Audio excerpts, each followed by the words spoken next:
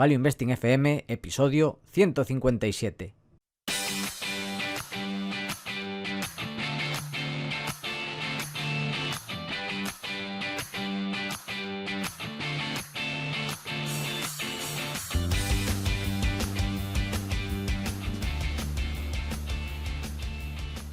Hola, soy Paco Lodeiro. Bienvenido a Value Investing FM, el podcast semanal en el que te ayudaremos a sacarle partido a ese dinero que tanto cuesta ganar y ahorrar. ¿Cómo? A través del método de inversión más seguro, sensato y rentable, el Value Investing. Te recuerdo que si quieres sacar partido a tus ahorros y no sabes cómo empezar, tienes a tu disposición mi curso gratuito de Introducción a la Inversión en Bolsa en la web www.academiadeinversión.com. Y yo soy Adrián Godás, colaborador de Academia de Inversión, fundador de Hacia el Danubio, rey de Godás Academy y emperador de Godás Research. Si te interesa la inversión en minas, este es tu sitio. Te animo a hacer el curso gratuito en godasresearch.com. Y esta semana volvemos, después de más de un mes, con otra de nuestras maravillosas entrevistas. ¿Hay warning, Paco? Pues no hay warning otra vez esta semana. Estamos ligeros de warnings últimamente. Eso es bueno y malo a la vez. Exacto. Es lo que hablábamos ahora, de que tuviste un examen, terminaste pronto, y dices, eso puede ser bueno o malo. En este caso, regular, ¿no? Sí. Pero bueno, no tengo quejas. Por fin he terminado los exámenes y por primera vez en varios años pues he vuelto a probar casi todo. Muy bien, muy bien. Me trae recuerdos de la ESO. Qué tiempo. Bueno, ¿qué tenemos en este programa? En este programa tan especial, un invitado que hacía tiempo que queríamos tener con nosotros y lo vamos a tener por fin. Así es, tenemos con nosotros a Andrei Trukmel. Igual os suena de Value School, estuvo ahí trabajando durante más de 2 años y recientemente ha iniciado un nuevo proyecto relacionado con el mundo de los eSports, en el cual pues luego os hablaremos y en el que además nosotros pues, somos también socios. Además, Andrei es inversor particular y analiza e invierte de manera concentrada desde hace más de 5 años. Bienvenido a Value Investing FM, Andrei. Bueno, Paco, Adrián, muchísimas gracias por la invitación. Yo que además soy, me puedo considerar casi fan de vuestro podcast. Llevo tanto tiempo escuchándolo desde casa, pues mientras iba haciendo mis cosillas, a veces en el trabajo. Bueno, os he escuchado en casi cualquier sitio, ¿no? Pues bueno, es un placer estar aquí y bueno, muchísimas gracias por la invitación.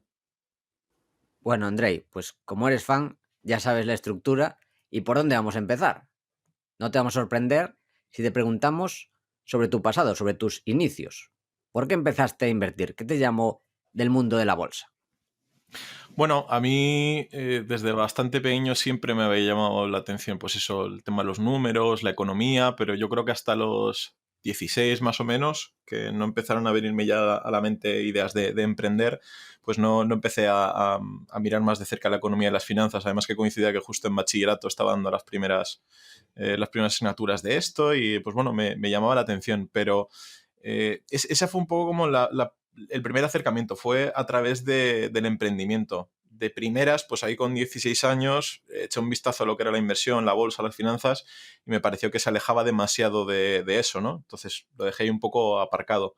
Pero luego con el tiempo, pues dio la casualidad de que, bueno, cosas de la vida. Estaba yo además con una resaca impresionante en medio de unas fiestas ahí que son de donde vivía yo, de Castellón, y coincidió que justo pues encontré un vídeo, bueno, estaba escuchando una canción de Jay-Z y encontré un vídeo de Warren Buffett, y ahí es cuando ya empecé a escuchar cosas de este hombre que me sorprendieron a nivel de filosofía, como de mentalidad de vida, ¿no? La filosofía de vida que había por detrás. Y dije, ostras, ¿y este tío qué hace? Entonces me puse a investigar y en esas fiestas, pues ese día del que yo tenía la resaca y di con ese vídeo, luego no volví a salir ningún otro día de fiesta. Y estuve todo el día pues empezando a leer y a descubrir este mundo, ¿no? Y empezó un poco así. Yo creo que pasé como 2 años o 3 años hasta que hice la primera inversión, más o menos. Por ahí andaría.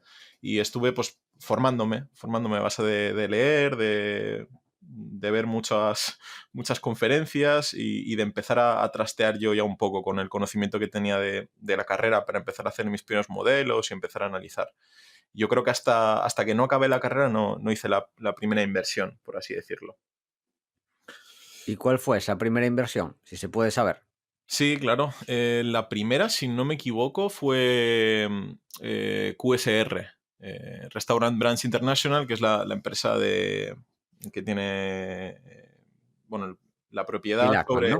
Sí, exacto, es de Bill Ackman y también estuvo metido en esa operación Warren Buffett, aunque él creo que entró a través de deuda, no entró a través de equity en esa operación, que también estaban por ahí de por medio los de 3G Capital y bueno, pues fue un poco esa época en la que Buffett también empezó a invertir en Kraft Heinz y todos estos rollos, ¿no? Con 3G.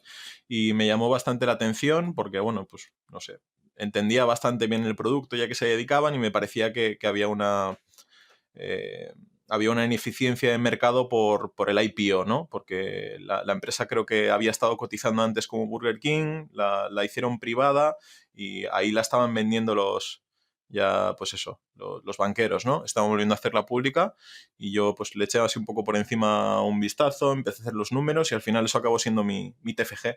Y la tesis no estuvo nada mal, creo que le saqué un 80% en un año, pero bueno, eso fueron los inicios. Bastante marcado sobre todo por eso, por dónde estaba Buffett, ¿no? O sea, ahí ya sé un poco cuál era mi sesgo.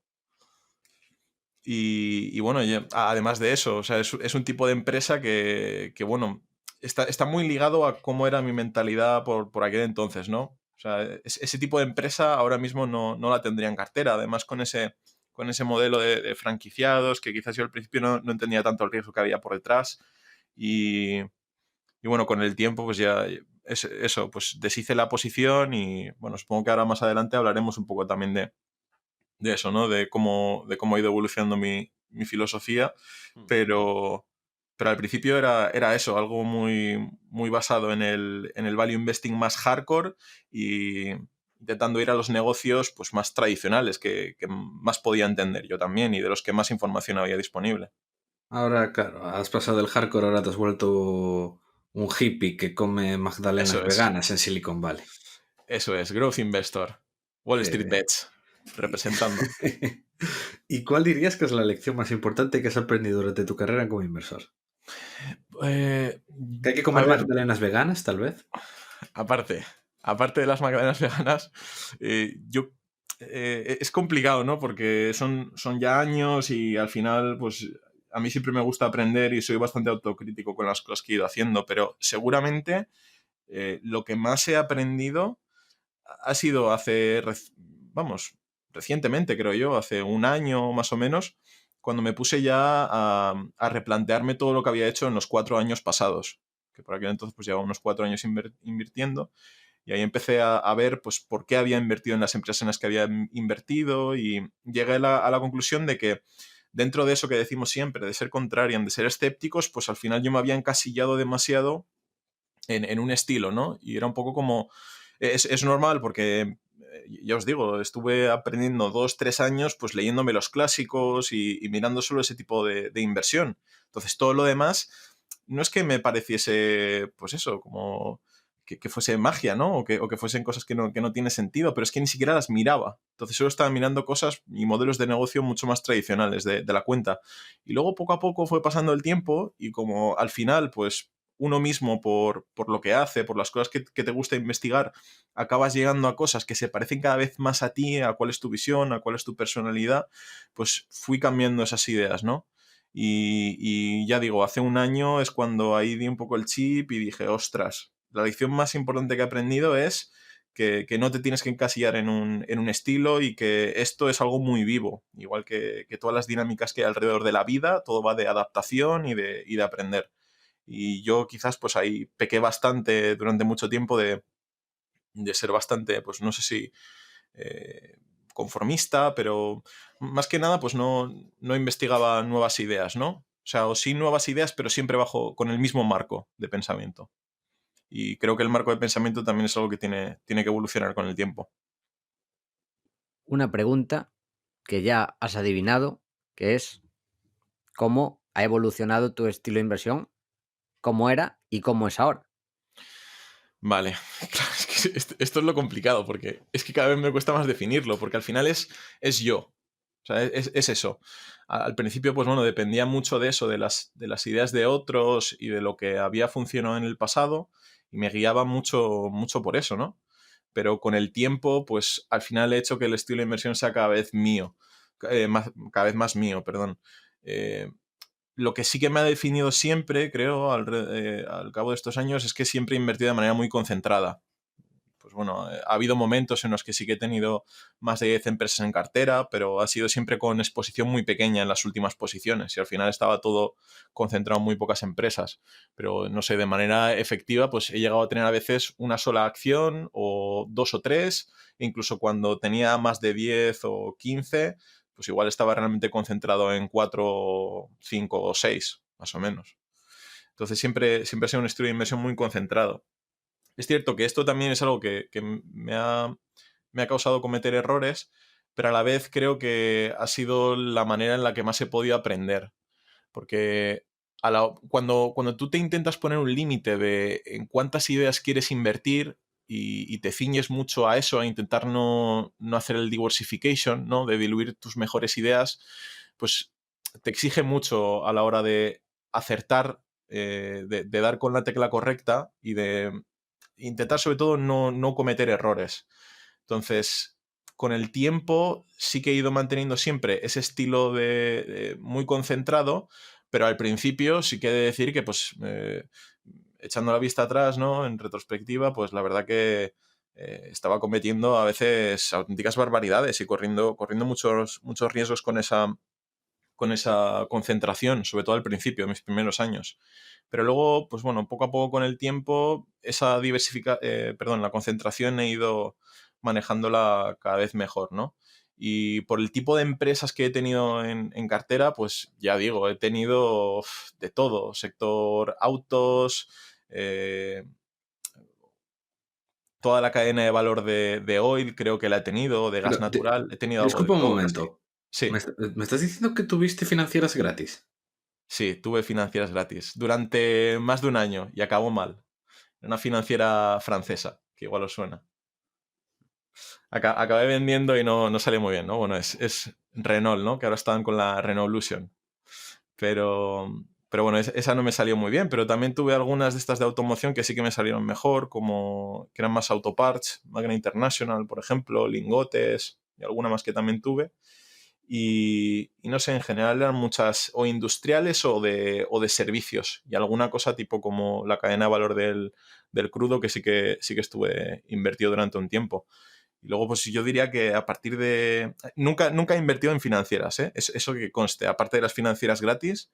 Y bueno, pues fue pasando el tiempo y al tercer año rompí esa regla de no invertir nunca en financieras. Tercer año o casi cuarto año.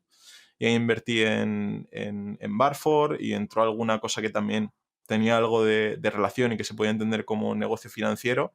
Pero yo creo que ya desde hace 2 años la mayoría de cartera de empresas que andan en cartera o han sido son mineras, básicamente, o sea, están relacionadas con metales preciosos de alguna manera o con el mundo de la tecnología. Y sobre todo, el tema de la tecnología yo lo enfoco más a los cambios en los hábitos de consumo que se están dando a día de hoy en la sociedad, que yo creo que son muy grandes. Tengo la sensación de que, con esto que hablaba antes, ¿no? De hacer lo mío, pues al final esta es mi visión del mundo. Yo tengo la sensación de que a día de hoy estamos viendo un periodo muy interesante en la historia de la humanidad, pero en el que hay un choque generacional muy grande en todos los sentidos de nuestra sociedad, ¿no? Y creo que eso hay muchas oportunidades interesantes que están ligadas con esos cambios de hábito de consumo en esta nueva generación, en los jóvenes de hoy en día respecto a cómo se comportaban pues, los adultos hace 10 años o cómo nos comportamos nosotros ahora mismo, ¿no? Y bueno, no sé, yo creo que más o menos es eso. No destacaría mucho más de mi filosofía de inversión. Es cierto que con esto que comentaba antes de la concentración, siempre he creído que ha sido también conveniente invertir así, ya no solo por lo que comentaba al principio, que son más ventajas a nivel de tener bien planteada la cartera para que tú puedas llevar un buen análisis sobre las empresas que tengas en cartera y que puedas hacerles el seguimiento de manera correcta, que te centres en tus mejores ideas, sino porque también, pues, al tener un capital pequeño, como el que yo considero que sigo teniendo a día de hoy, aunque haya crecido, pues me parece que es la manera correcta de hacerlo. Y hoy en día los cambios que estoy haciendo van encaminados por ahí. O sea, realmente mi idea es Ojalá el día de mañana acabar con una concentración del 100% en algo que sea mío, que me guste y en lo que confíe y en lo que tenga muchas de estas tendencias estructurales que estamos viendo que cobran cada vez más vida en el mundo actual, ¿no? Como esto que comentaba antes de los hábitos de consumo. O sea que minas y tecnología. A día de hoy sí. Ese es el futuro. A día de hoy sí. Yo creo que sí. Al final, pues nos seguirá haciendo falta. Nos seguirán haciendo falta los metales preciosos, ¿no? Eso está claro. Y además, es un mundo. La verdad es que yo sé poco de eso, ¿no? Y lo poco que sé te lo debo a ti, Adri, de hecho. Y me parece que es un mundo muy único, en el que se pueden encontrar muchas oportunidades porque hay muchísima asimetría de información y hay bastantes ineficiencias en lo que es el mundo de las mineras, ¿no? Y tú eso bien lo sabes y mucha gente que nos está escuchando creo que también. Pero realmente yo, pues mi enfoque principal está más en la transformación digital de la sociedad, por así decirlo, ¿no? En la parte de las tecnológicas. Pero bueno, pues aunque yo tenga esa visión, pues no puedo desaprovechar tampoco oportunidades como las que se dan a veces en el sector minero, ¿no? Alguna vez nosotros dos lo hemos hablado. Un cambio también que di bastante importante hace un tiempo es olvidarme el tema de invierto solo en acciones y intentar abrir un poco más la mira y empezar a pensar en otro tipo de activos que realmente incluso dentro de lo que son equities como tal, dentro de la renta variable, hay distintos tipos de renta variable que pues realmente las mineras es prácticamente como si fuese, pues eso, es la propia commodity. Está muy ligado y hay otro tipo de equities que se comportan según la volatilidad, por ejemplo. Entonces, realmente lo que mueve la rentabilidad de muchas empresas y el valor que generan a futuro, aunque sean de renta variable, están muy ligadas a la evolución de otros tipos de activos. Y eso principalmente ha sido algo que yo sí que he cambiado hace ya más de un año, de pensar en introducir otro tipo de activos en la cartera como cobertura y entendiendo sobre todo que al final pues las coberturas cuando nadie cree conveniente hacerlas es cuando son baratas y es cuando más sentido tiene tener ese tipo de coberturas en cartera, ¿no? Yo eso lo hice con otro tipo de activo a principio de 2020 y me salió bastante bien porque era un momento histórico en el que esa cobertura que yo había identificado pues era muy barata. Pero al margen de eso, yo creo que a partir de aquí lo más probable que suceda es que yo siga reduciendo poco a poco la exposición de las mineras y me centre cada vez más en empresas tecnológicas. Y es posible que también, además de esa evolución, ¿no? o de ese cambio, que también dé un cambio de tener cada vez menos invertido en empresas cotizadas públicas y cada vez más en negocios privados. Pero Andrei, puedes decir lo que quieras, pero hay que planear el viaje a Bosnia. Bueno, y lo del yate, ¿no? El yate. ¿Tú te El vienes yate. al yate a Croacia? Hombre, y eso no me lo voy a perder. Pues claro, es que si inviertes en tecnológicas, no. Si inviertes en tecnológicas como Snap, lo que No, va a no, pasar es no, que el no. CEO se va en yate con el dinero. Tú no vas en el yate. No, eso estoy totalmente de acuerdo. Si es que, de hecho, con las cosas que estamos viendo, antes lo hablábamos, yo no entiendo qué está pasando a día de hoy con la bolsa, con el mundo de la inversión. No lo entiendo. No entiendo qué está pasando en los mercados financieros. Y ese tipo de cosas que dices tú, pues hay muchas red flags alrededor de estas empresas, ¿no? Que prometen mucho crecimiento y que al final tienes que mirarlo bien. El caso de Nicola, por ejemplo, también, bueno, eso da mucho que pensar, pero tranquilo, yo voy a mantener mis Adriatic, porque claro, supongo que tendré que enseñar mis Adriatic, ¿no? Para que me dejen subir al yate, si no, no se puede entrar. Claro, claro. Tienes que abrir el broker y enseñar. Aquí están las ADT y te dicen, suba a bordo, bienvenido. Sí, sí. No, y yo te digo, es sobre todo. Tengo muchas ganas de ese viaje por estar contigo y con más gente de la comunidad internacional del sector minero, que no conozco a tantos, pero sobre todo por conocer a Paul y a Carl. Son los que más ganas A tengo de Carl conocer. también. Hombre, yo supongo que él estará, ¿no? Sigue teniendo algunas acciones por ahí. No me cuadra, ¿eh? Yo creo que él sí que no aparecería, ¿eh? No le van a dejar entrar. Bueno, No creo, la verdad. pues Después nada, de él un se par de queda, cosas, no.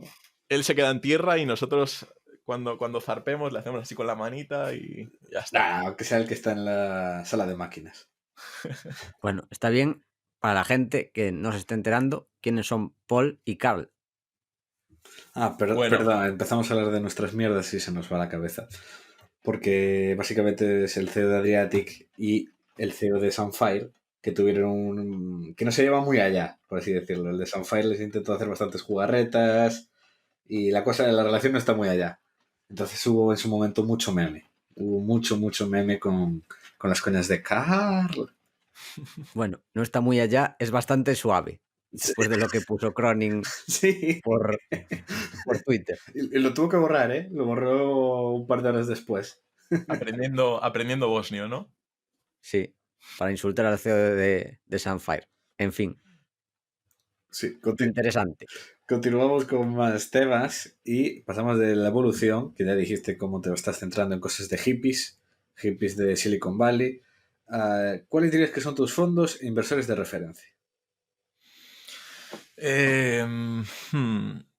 Claro, con esto que me ha pasado a mí, con esta evolución de la que os hablaba, pues sobre todo mis referentes al principio eran sobre todo internacionales, ¿no? Pues Buffett, Klarman y este tipo de gente, ¿no? Me gustaba también Pabrai, de hecho a Pabrai pues le deberé más de una cena con una idea muy buena que presentó él, que fue la de Fiat y Ferrari. Ese combo a mí me, me vino, me vino bastante bien, pero luego con el tiempo, pues ese tipo de gestores los he ido mirando cada vez menos. Y realmente, pues me he fijado más aquí en los españoles sí que la verdad que tenemos un nivelazo increíble, pero los que más me gustan a mí, por ceñirme solo a tres, diría que Numantia Patrimonio, o sea, Emérito Quintana, Andromeda Value con Flavio y Valentum, que también me parecen que son unos auténticos hachas. A mí, sobre todo en Numantia, me gusta el enfoque que tiene. Es una cartera muy bien diversificada y que tiene muy buena exposición también al mundo físico, pero también al mundo digital. Andromeda Value en lo que es lo digital y la transformación digital de la sociedad, lo que comentaba antes, me parece espectacular. Y Valentum a mí siempre me han gustado porque creo que han sido muy inteligentes también a la hora de utilizar opciones para mejorar algo la rentabilidad del fondo que ellos han tenido. Me parece que un track record bastante bueno. Llevo sin seguirlo unos cuantos meses ya, pero imagino que les seguirá yendo bien porque es gente muy capaz, que tiene muy buenas ideas en el fondo. Y yo qué sé, es que hay muy buenos gestores aquí en España, ¿no? Pero yo diría que esos. Y luego a nivel internacional, pues la verdad es que cada vez sigo a menos, pero Cathie Wood seguramente será la persona a la que más he seguido en los últimos 6 meses, porque no la conocía tanto. eh, y claro, con el subidón que ha pegado ARK, pues me parece que la cartera que tienen ellos ahí, sobre todo el tema de innovación, que me parece que tienen un ETF que se llama así, ¿no? No me acuerdo ahora mismo cómo se llama, Innovators o algo del estilo, no estoy seguro. Pero vamos, en esa cartera ahí hay oro. De hecho, me encontré con algunas empresas hace tiempo, creo que lo puso de hecho el mismo Emérito.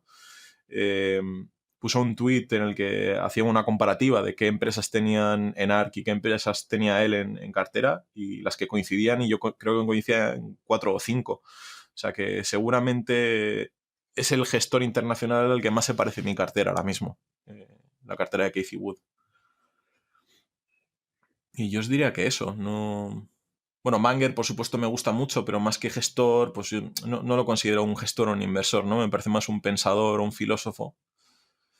Eh, pero diría que esos. Bueno, pues continuamos hablando de la temática del programa, que son los videojuegos. Y como introducción, queremos saber tu opinión sobre cómo está cambiando el mercado de videojuegos. Hmm, Porque parece que en los últimos años está habiendo una evolución brutal. No sé si estás de acuerdo. hmm. Sí, sí, por supuesto. Yo creo que es una evolución que viene ya desde bastante atrás, que realmente con la entrada de Internet ha permitido, ya no solo en el mundo del videojuego, sino también en otros muchos sectores, que al final, por tener una mayor accesibilidad y pues a los productos, los propios consumidores, y al eliminar también a muchos intermediarios de las cadenas de valor, que muchas veces eran de los que menos valor aportaban, aquí no quiero mirar a nadie, pero bueno, GameStop, Ejem, pues al final el alcance... Esos no están de acuerdo en Wall Street Bets. Bueno, pero bueno, sí, sus motivos tendrán para no estar de acuerdo, supongo. Y eso, pero ese combo, ¿no? Esa accesibilidad y que se hayan ido eliminando intermediarios y barreras de entrada, pues ha hecho que el alcance sea muy grande de los videojuegos. Además, ha habido muchos cambios también por detrás, como lo que comentaba yo, de quizás el valor de la nostalgia y los hábitos de consumo que la primera generación de gamers empezaron a tener desde jóvenes, se han ido transmitiendo poco a poco. También es cierto que los videojuegos cada vez son más como una segunda vida para mucha gente, ¿no? Yo siempre cuento la historia de un amigo, un compañero de la carrera, que él jugaba el videojuego Second Life, no sé si sabéis cuál es. Es una especie de... Es como VR, ¿vale? Pero es de lo más parecido que ha habido en los últimos años a nivel de metaverso, o algo similar a un metaverso, ¿vale? Que al final, a fin de cuentas, es como una representación de la vida misma y de la sociedad, pero en un mundo virtual, ¿no? Pues Creo que Facebook quiere hacer algo parecido en su nuevo proyecto de red social en realidad virtual, el Facebook Horizon. Aún no se saben los detalles, pero tiene toques así de tipo Second Life. De tú tienes un avatar, pero claro, en este es en realidad virtual, en el de Facebook. No sé si conoces este proyecto. Bueno, había escuchado hablar de él, pero yo con el tema del metaverso, pues bueno, tengo un poco identificadas las empresas del sector y cuáles quizás están más cerca de conseguir eso. Y Facebook, por supuesto, que es una de ellas. Aunque no sea un videojuego como tal, ellos tienen una ventaja muy grande por el efecto red que tienen y la cantidad de datos que tienen ya de los usuarios. Creo que sí que pueden ser de los que estén más cerca de conseguir esto, ¿no? Y ya te digo, el concepto de metaverso me parece algo muy poderoso que seguramente haya sido lo que ha empujado a los videojuegos a ser lo que son a día de hoy, porque al final los mundos virtuales de los videojuegos funcionan tal cual. Para cualquier persona que haya jugado a videojuegos online, pues habrá visto que hay un componente muy grande de socialización y además con el tiempo la gente socializa cada vez más a través de los videojuegos, ya no es una cosa solo de frikis, que para esto pues hacía falta tiempo, que pasase ese tiempo, ¿no? Y que se hiciese cada vez más, más mainstream los videojuegos. Luego además también pues los videojuegos, queramos que no, pues en un mundo como el actual, en el que vivimos cada vez más aislados, más separados los unos de los otros, pues como todo lo virtual, te permite conectar con mucha gente y es también en ese sentido una solución a muchos problemas psicológicos que tiene la gente y al final hay muchas personas que acuden a los videojuegos como una segunda oportunidad, como una segunda vida en la que se pueden olvidar de sus problemas personales que tienen ellos en su día a día y vivir con otro tipo de gente, conocer a gente con gustos en común. Y creo que eso también ha hecho que muchos videojuegos hayan evolucionado, ¿no? Quizás ahora no es tanto eso y es más la parte de socializar y otra cosa muy importante que ahora os comento también. Pero yo creo que hace 10 años quizás eso fue algo muy importante, esa parte más psicológica y ese concepto como de una escapatoria para el día a día, ¿no? De mucha gente. Y sobre todo, yo creo que lo que más ha cambiado son los hábitos de consumo de la gente en el sentido del entretenimiento, sobre todo. Los videojuegos, pues antaño, pues era simplemente el developer que montaba el juego y la gente lo compraba y lo jugaba. Esa era la manera de monetizarlo. Y ese era el modelo de negocio. No había realmente más valor que sacarle a eso. Con el paso del tiempo, pues, al final lo que ha acabado sucediendo es que esa IP, que es muy valiosa, que han generado muchos desarrolladores, es cada vez más valiosa y se puede exploitear también, por decirlo de alguna manera, el valor que tiene la nostalgia en mucha gente, lo que comentaba antes, y el valor de esa IP, pues al final te hace muy fuerte para poder vender esa propiedad intelectual que tienes tú para muchísimos otros usos, ¿no? Ahora luego, si queréis, pues hablamos de algunos ejemplos y de cómo el valor de la IP es importante, pero bueno, pues aquí hablamos de franquicias, de nombres grandes, como por ejemplo la importancia que tiene la saga de Super Mario Bros. Para Nintendo. Y realmente lo que ha pasado es que, pues, a base de esas buenas IPs, se ha ido desarrollando cada vez más juegos y especialmente cada vez más juegos competitivos, que esto es algo muy interesante que debemos entender, porque los videojuegos a día de hoy compiten con el mundo de los deportes tradicionales por esa cuota de entretenimiento de ver competiciones profesionales de máximo nivel, y compite también con la televisión y con el cine, con Netflix, con todo lo que es la creación de contenidos, porque realmente detrás de los videojuegos hay cada vez más personas, como lo que hablábamos antes, ¿no? Al abrirse mucho las barreras que había en el sector, al haber cada vez más plataformas en las que la gente puede hacer cosas, pues, por su libre albedrío, pues surgió la faceta de creador de contenido. Y el modelo de influencers que estamos viendo a día de hoy está muy ligado a eso también. Los creadores de contenido en el mundo de los videojuegos son literalmente influencers. Son agregadores de audiencias que lo que hacen es mover esas grandes audiencias hacia los videojuegos. Es realmente cómo funciona ahora mismo el sector de los videojuegos. Muchas veces, pues un par de creadores pueden mover toda la audiencia hacia un solo videojuego y que ese videojuego sea el más visto durante X tiempo, durante meses, que eso tiene un valor incalculable. O sea, es Como el Rust, muchísimo ¿no? dinero. Ahora mismo. Es un muy buen ejemplo. El Rust es un muy buen ejemplo. Lo que han Que hecho, por están, ejemplo. bueno, los mayores influencers de España, todos jugando ese juego, que seguramente que si no estuvieran, pues no tendría esta atención ni de coña. Bueno, es lo que creo. No sé si estás de Sí, acuerdo, Andrei. claro, es un muy buen ejemplo. El Rust lleva años existiendo y de hecho yo, por ejemplo, descubrí a Lolito Fernández, porque él era en principio jugador de Rust. Era jugador de Rust. El Rust surgió, pues, no me acuerdo ahora mismo, pero hace ya años, como una especie de sandbox, de survival, y hay muy pocos juegos de ese estilo, ¿no? Y no le salió muy bien. Otro ejemplo también es el Among Us. El Among Us creo que Lo iba a decir lo ahora. mismo. Es El un Among juego Us de creo que 2016. salió. Sí, exacto. Es un juego de hace 4 o 5 años que cuando salió, no sé cuánto hizo en ventas, pero nada. Es que Sí, sí. y la de ventas que han conseguido ahora en los últimos meses, solo porque la gente empezó a jugar ese juego, porque el formato era bueno para entretener a la audiencia, es impresionante. Es un videojuego que realmente es agradable de jugar, pero es mucho más agradable de ver. Y puedes generar narrativas por detrás, y ahí los creadores de contenido han sabido utilizar ese videojuego como, pues bueno, como una herramienta para crear un contenido que compite perfectamente contra cualquier programa de televisión, contra cualquier serie, contra cualquier película.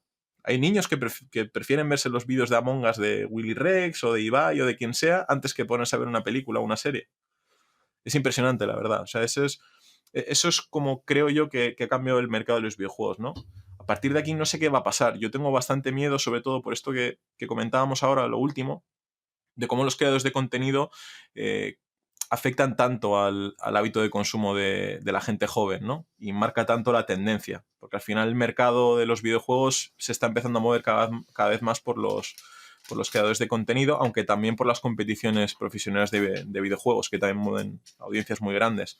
Pero los creadores de contenido, pues cosas como la de Rust, a mí me hace también, pues, plantearme la pregunta de, ¿esto realmente es bueno para la audiencia? Porque lo que están haciendo es ponerles, es como si hace 10 años, pues en la televisión española, en Antena 3, en 4, en Telecinco y en La Sexta, pusiesen exactamente el mismo tipo de contenido todas horas. Creo que es algo muy malo y que puede hacer que la gente se canse muy rápido de ese tipo de juegos. Y al final puede acabar sucediendo que siempre se coja un videojuego que encaje bien, se exprima al máximo, que la gente se aburra de él y venga a otra cosa. Y con el tiempo, lo que se ha demostrado es que eso acaba sucediendo cada vez más rápido y es algo que puede acelerarse cada vez más. Entonces, quizás puede hacer que las audiencias estén muy concentradas en pocas personas que sean capaces de mover muchísimo ese mercado, y que ese mercado, pues, que no sea algo natural que deciden los jugadores, sino que al final, pues, que los grandes juegos y los que juega todo el mundo sean, pues, los que deciden jugar los creadores de contenido, más por cuestiones sociales y de entretenimiento que por jugar como tal. Que es curioso, No, ¿no? Porque al yo creo que final, no. Yo creo que simplemente copiar lo que hace PewDiePie y ya está. pobre, bueno, al Rubius no le ha ido tan mal. fíjate. No, que funciona. Yo no he dicho que funcione. O sea, yo Sí, no he sí. dicho que no funcione. Si es que de hecho el tema del Rust, la idea se comentó que era de Alexby, pero creo que había un servidor de Rust que lo están haciendo creadores de contenido norteamericanos, si no me equivoco, hace un par de meses. Y surgió de ahí un poco la idea, ¿no? A mí la verdad que no me termina de gustar lo de Rust, ya os digo, por eso, ¿no? Porque creo que es una tendencia bastante negativa. Si el mundo de los videojuegos se transforma en eso y los videojuegos dejan de ser para los gamers, para la gente que lo juega, y es más para la gente que lo mira, es un cambio muy interesante, pero es cierto que hará que cambie muchísimo más en el mercado de los videojuegos a futuro. Perdonadme. Voy a beber un Bueno, poquito de agua. mira también el deporte en general.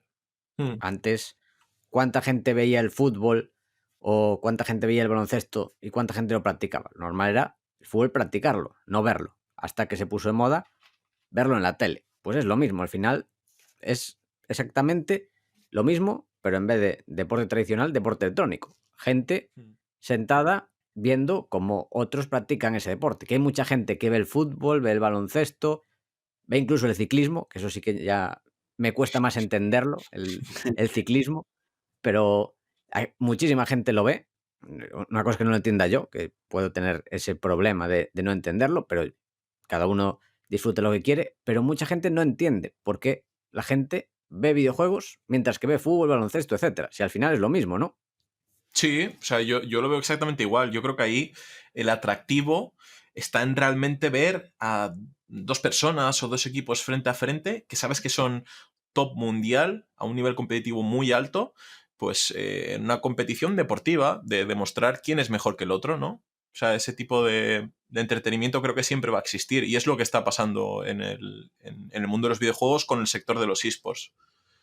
A mí me parece que es totalmente comprensible y de hecho lo estamos viendo ahora también. Igual que comentabas tú antes el cambio, ¿no? En los deportes tradicionales, a medida que se hacían cada vez más grandes las audiencias, pues la gente empezaba a practicar también los deportes y quizás con el tiempo, por cómo ha ido cambiando la sociedad y sobre todo por esto de los hábitos de consumo de entretenimiento, pues cada vez más niños, en vez de ver el fútbol y jugar en el equipo de fútbol de su ciudad o con los amigos y tal, pues cada vez lo que hacen es más, ven los mundiales del LOL, están jugando con sus amigos entrenando, porque hay muchos niños, muchos jóvenes que se lo toman así como un entrenamiento, jugando a videojuegos con ellos y compiten pues en clubs de esports. Es exactamente lo mismo que en el deporte tradicional.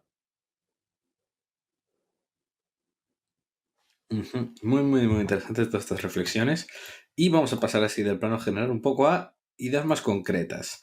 Si te Ujú. gustaría comentar así alguna empresa, luego si quieres tener alguna idea de inversión interesante, y yo creo que debemos empezar obviamente por varias de las más conocidas como puede ser Activision o nuestra queridísima Paradox. Ujú. Sí, quería hablaros sobre todo, voy a intentar estructurarlo de la siguiente manera, ¿vale? Lo primero, dentro de lo que cotiza a día de hoy, me voy a dejar muchas empresas, ¿vale? O sea que quizás pues habrá gente por ahí por los comentarios que nos dejará alguna otra empresa más interesante, yo les animo a que lo hagan, pero así lo que se me ha ocurrido rápido, un poco, yo haría esta radiografía, ¿no? De las empresas cotizadas en el mundo de los videojuegos a día de hoy. En primer lugar, yo la que pondría en la cadena de valor, porque es como lo quiero estructurar, en la cadena de valor, en el primer paso de todos, pondría Unity, que me parece algo, una proposición de valor la que tienen ellos muy interesante, porque al final es el motor de todo, em, de toda la cadena de valor que tienen los videojuegos. Al final, Unity lo que hace es provee de herramientas y de soluciones de negocio, pero sobre todo de herramientas de programación y de crear videojuegos para que pues estudios más pequeños que quizás por el problema de escala hace 10 años no podían plantearse montar su propio juego, pero que a día de hoy sí que lo pueden hacer estudios pequeños, como por ejemplo ha sido el caso de Fall Guys, un estudio pequeño que utilizando la herramienta de Unity pues ha sido un pelotazo de 2020, uno de los juegos más jugados. Y ese tipo de empresa, por ejemplo, a mí me gusta mucho en las cadenas de valor porque me parece que además de ser importante a día de hoy, para muchos de los grandes developers, de los que alguno de ellos hablaré ahora, también es muy importante de cara al crecimiento futuro y a ir destruyendo o a ir derribando lo que comentaba antes, ¿no? Las barreras de entrada que siempre ha habido en muchísimos sectores, y me parece que Unity es un factor de cambio en el sector y en la cadena de valor de los videojuegos, y cada vez habrá más empresas de este estilo. Sé que también había una muy interesante que, más que en la parte de programación como tal de videojuegos y el desarrollo de negocio de los estudios, se centraba más en proveer de servicios es como una especie de outsourcing de diseño y de ese tipo de cosas, ¿no? Ahora mismo no recuerdo la Sí, idea, no recuerdo el nombre. Keyword Studios, Muy bien, esa que es, cotiza en Londres. esa es, muy interesante, muy interesante. Y luego, pues bueno, después de esto, en la cadena de valor, obviamente, aquí ya entran los developers. Entre medias, obviamente, si os fijáis, lo normal es que desde que tú haces un videojuego, luego pues lo tienes que terminar de hacer todo bien y luego distribuirlo. Os podéis imaginar que en esta cadena de valor ya lo de la distribución tiene cada vez menos sentido, porque no es eficiente y no te permite tener la misma capacidad de alcance y de llegada que tienen ahora los marketplaces digitales, ¿no? Bueno, es diferente, o sea, antes eran Hmm, mercados, bueno, eran los típicos centros game, GameStop, el Corte Inglés, Carrefour, donde compramos los videojuegos físicos. eso es. Ahora siguen existiendo, pero han mutado y es algo virtual. Los líderes son Valve, fue hasta ahora digamos, el líder, y está pegando fuerte, pues otros marketplaces ya de su nicho propio, pues ahora cada vez las desarrolladoras están creando sus propios marketplaces, y Epic Games se está metiendo, tirando un poco los precios, haciendo regalos. Y parecía que la ventaja competitiva de Valve era infranqueable, pero Epic le está dando duro. ¿Qué opinas, Andrei, con eso? Y bueno, de mis reflexiones también, ¿qué opinas? Sí, sí, Que sí. me metí aquí para hacer esta introducción, pero no sé si estás de acuerdo. No, es súper interesante. Yo justo iba a comentar eso, que es la evolución que estamos viendo, que ya los marketplaces y la distribución ya se encargan los mismos desarrolladores, porque al final, al ser todo digital, pues no suelen tener problemas para hacerlo. O sea, no les cuesta nada de más. Y eliminas a un intermediario de en medio y eso mejora tus márgenes. Tenía sentido que acabase sucediendo tarde o temprano, y por eso yo ideas como la de GameStop, o sea, es que las veo, no le veo sentido. O sea, desde un punto de vista de negocio no tiene sentido. Otra cosa es la valoración que tú hagas de sus activos y que creas que se puede liquidar por más. Pero eso como negocio no tiene futuro porque no tiene sentido en lo que es la cadena de valor. ¿Pero para qué tratas de pensarlo tanto? No, simplemente están todos cortos, hay que pompearla arriba y ya está. Y hacer un short squeeze. ¿Qué más quieres pensar? Bueno, pero yo creo que Michael Burry llegó a estar invertido, ¿no? Hace Sí, tiempo, sí, y se está forrando. hace un año. Bueno, vamos a Bueno, comentar esto, que esto lo bueno, sí, comentamos antes sí, sí, y no para introducirlo. una Es lo que anécdota. está pasando con GameStop. No sé si quieres contarlo tú, Andrei. Bueno, Adri creo que estaba más al día, ¿no? Con la empresa, con cómo había pasado eso. Una preciosidad de historia. Básicamente se pusieron a pompearla y a organizarse todos en Wall Street Bets para comprar y forzar un short squeeze espectacular. Sí, porque estaba, bueno, en el programa de short selling explicamos todo esto de que es un short squeeze y todo eso, Ujú. pero básicamente es que cuando hay mucha gente corta, luego tienen que cubrir la posición. Y en GameStop estaba más del 100% corto, o sea, era una animalada absoluta. Claro, era imposible salir ese corto, cerrar esos cortos. Lo aprovecharon en Wall Street Bets, todo el mundo a comprar, y ahora multiplicado, pues desde máximos de hoy, que hoy llegó a subir, pues no sé si un 70%, pero lleva Wow. subiendo un montón. O sea, en los últimos meses llegó a multiplicar por más de 20.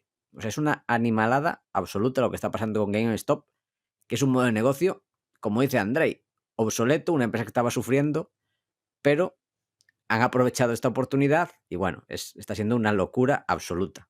Increíble, increíble lo que está pasando en el mercado hoy en día.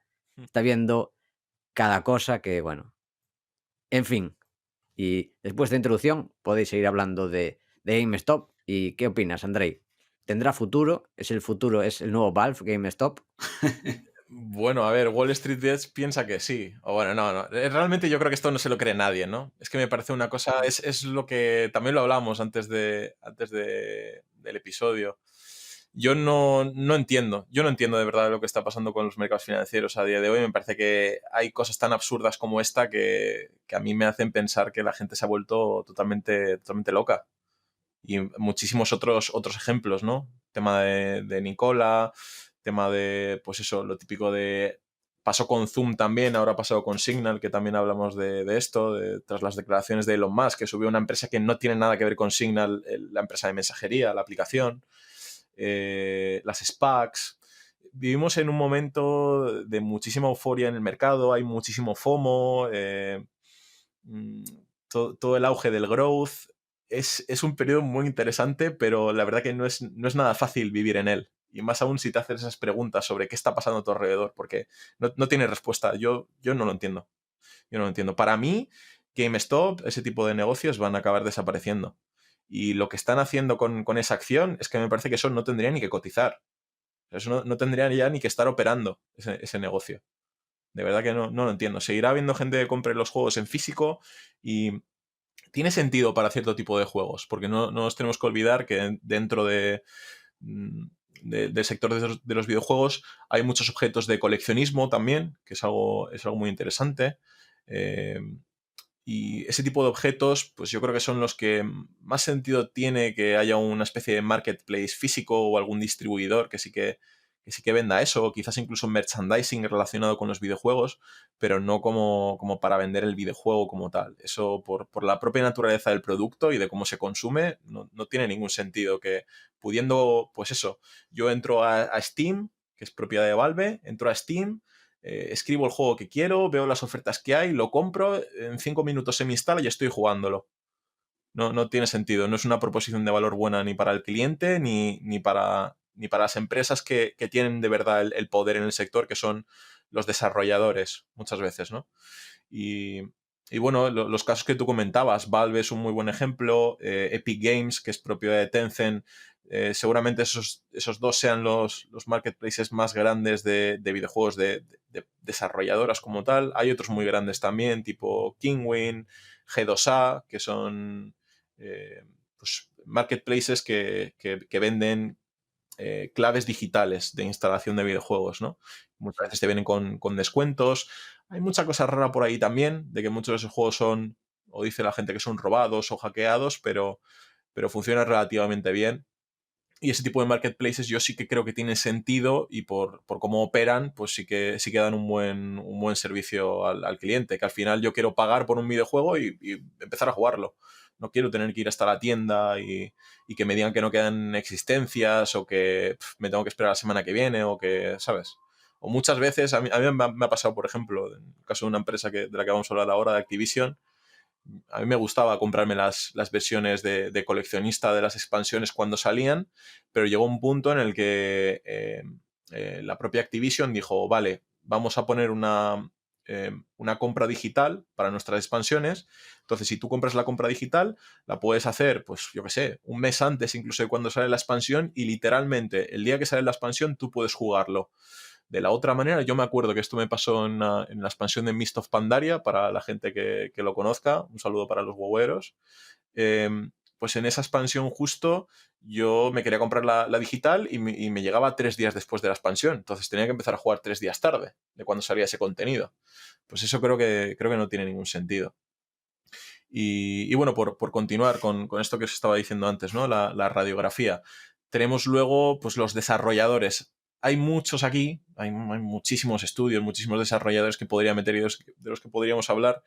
Cada uno se suele especializar en un tipo de videojuego distinto. Hay casos particulares de empresas que ya son muy grandes, que tienen su portfolio muy diversificado, pero la mayoría de veces se suelen centrar ya en nichos más pequeños, ¿no? Y luego están, pues eso, los mastodontes que todos conocemos, de los AAAs, que son pues, las empresas de siempre, ¿no? Activision Blizzard, que además del propio valor de sus videojuegos y de que el modelo de negocio es razonablemente bueno, a mí personalmente no me gusta demasiado el management, no me gustan muchas decisiones que han tomado. De hecho, creo que Activision Blizzard es, sin duda, dentro de las empresas de videojuegos, la que ha cometido el error más grande de la historia.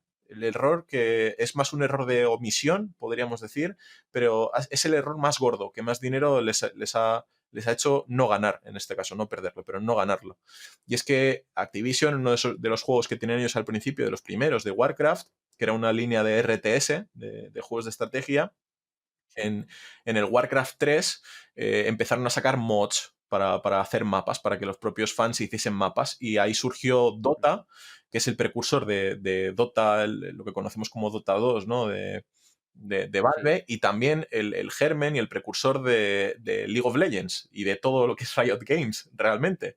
Entonces, Activision Blizzard tenía los derechos sobre ese mod que lo crearon entre fans, que empezó a jugarlo la comunidad y que se quedó ahí olvidado en Warcraft, y que ellos no quisieron desarrollarlo porque pues poco después con el Warcraft 3 ahí paró el desarrollo de la línea de RTS de Warcraft y la siguieron un poco más en StarCraft, que lo tenía también Activision, pero se olvidaron completamente de Dota. Pasaron los años, hubo pues bueno, temas de juzgados y todo esto, y al final pues liberaron. Creo que fueron ellos, por lo que yo tengo entendido y por lo que yo he leído, fue más una voluntad suya de no querer avanzar más en el proceso, ¿no? Porque había ex trabajadores de Blizzard que querían montar tanto lo que es Dota como lo que es League of Legends, y al final pues decidieron salirse de Activision y se les permitió por ley poder explotar ese concepto, ¿no? Ese formato de videojuego. Y eso es lo que conocemos a día de hoy como Riot Games. O sea, me parece que hay un universo paralelo en el que todo es exactamente igual que en esta vida que estamos viviendo a día de hoy, solo que Activision Blizzard es dueña también de Riot Games a la vez. En ese universo paralelo, Activision Blizzard no sé cuánto podría capitalizar, pero 1 trillón. una barbaridad. Una barbaridad, puede ser, ¿eh? Puede ser.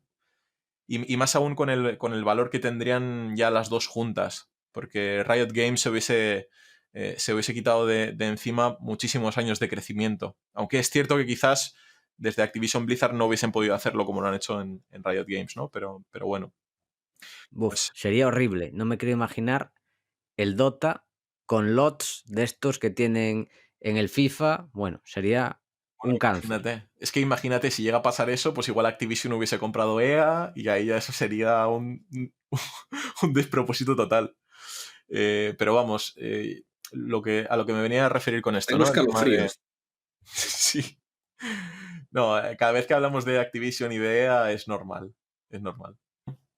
Y bueno, al margen de las cosas negativas que he comentado de Activision Blizzard, pues también tienen cosas muy positivas. Y es que, aunque no lo hagan tan bien como Riot Games, pues Activision ha decidido desarrollar ellos mismos la infraestructura de esports alrededor de sus videojuegos y tienen, pues bueno, títulos muy grandes. Algunos de ellos han sido nefastos, el intento de desarrollar la escena de esports, pero en general no les ha ido mal. Y tienen también lo que es el antiguo MLG, que realmente es propiedad suya con todo el circuito de COD, y cada vez hay más esports también alrededor de la parte de Blizzard. Y sobre todo, pues lo mejor que tiene Activision Blizzard es que el valor de la IP que tienen es, bueno, es incalculable. Tanto con Overwatch, con World of Warcraft y con más videojuegos, pues bueno, han sido capaces de sacar pues, miniseries de animación, cómics, libros, incluso una película, ¿no? Que me parece que se estrenó hace 5 o 6 años, creo, pero no les fue nada mal. No tiene pinta que vayan a hacer más de momento, pero me parece que sí que es algo que World of Warcraft puede llegar a explotar muchísimo y todo Activision. Luego, bueno, por continuar, Electronic Arts, no soy fan como cliente, no me gusta el modelo, pero también es cierto que tienen una parte bastante importante de esports por la parte de los juegos de deporte, y esos juegos son muy lucrativos porque como funcionan con licencias por detrás, tienen barreras de entrada grandísimas. Por eso mismo el PES no puede competir con el FIFA y le es tan complicado competir por el tema de cuánto valen las licencias y de que pues, Electronic Arts tiene la ventaja de poder pagar más y de haber pagado más siempre, y ha sido como una bola que cada vez se ha hecho más grande y que ha impedido que cualquier otro desarrollador pudiese lanzar un juego que compita con el FIFA por el mundo del fútbol, ¿no?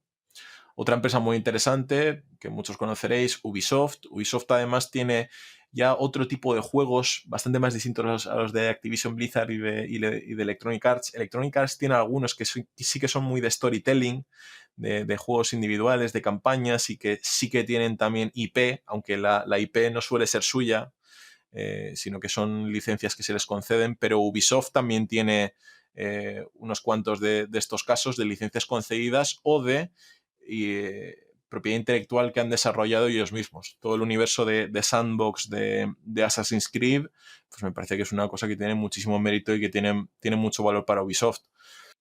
A nivel financiero, la empresa no está mal, pero sí que estaban haciendo bastantes cambios, y diría que históricamente no se han portado demasiado bien con el accionista, pero creo que recientemente estaban haciendo cambios. En 2020 estaban empezando a hacer bastantes cambios de management y de generación de valor para el accionista, cada vez proponiendo más cosas interesantes, pues eso, como empezar a olvidarse del tema del dividendo, recomprar acciones, pues lo típico, ¿no? Que esperas. Pero bueno, a fin de cuentas es una empresa francesa que durante mucho tiempo pues no ha tenido cambios, y que yo creo que seguramente de los grandes desarrolladores es la que más va a cambiar en los próximos 5 años.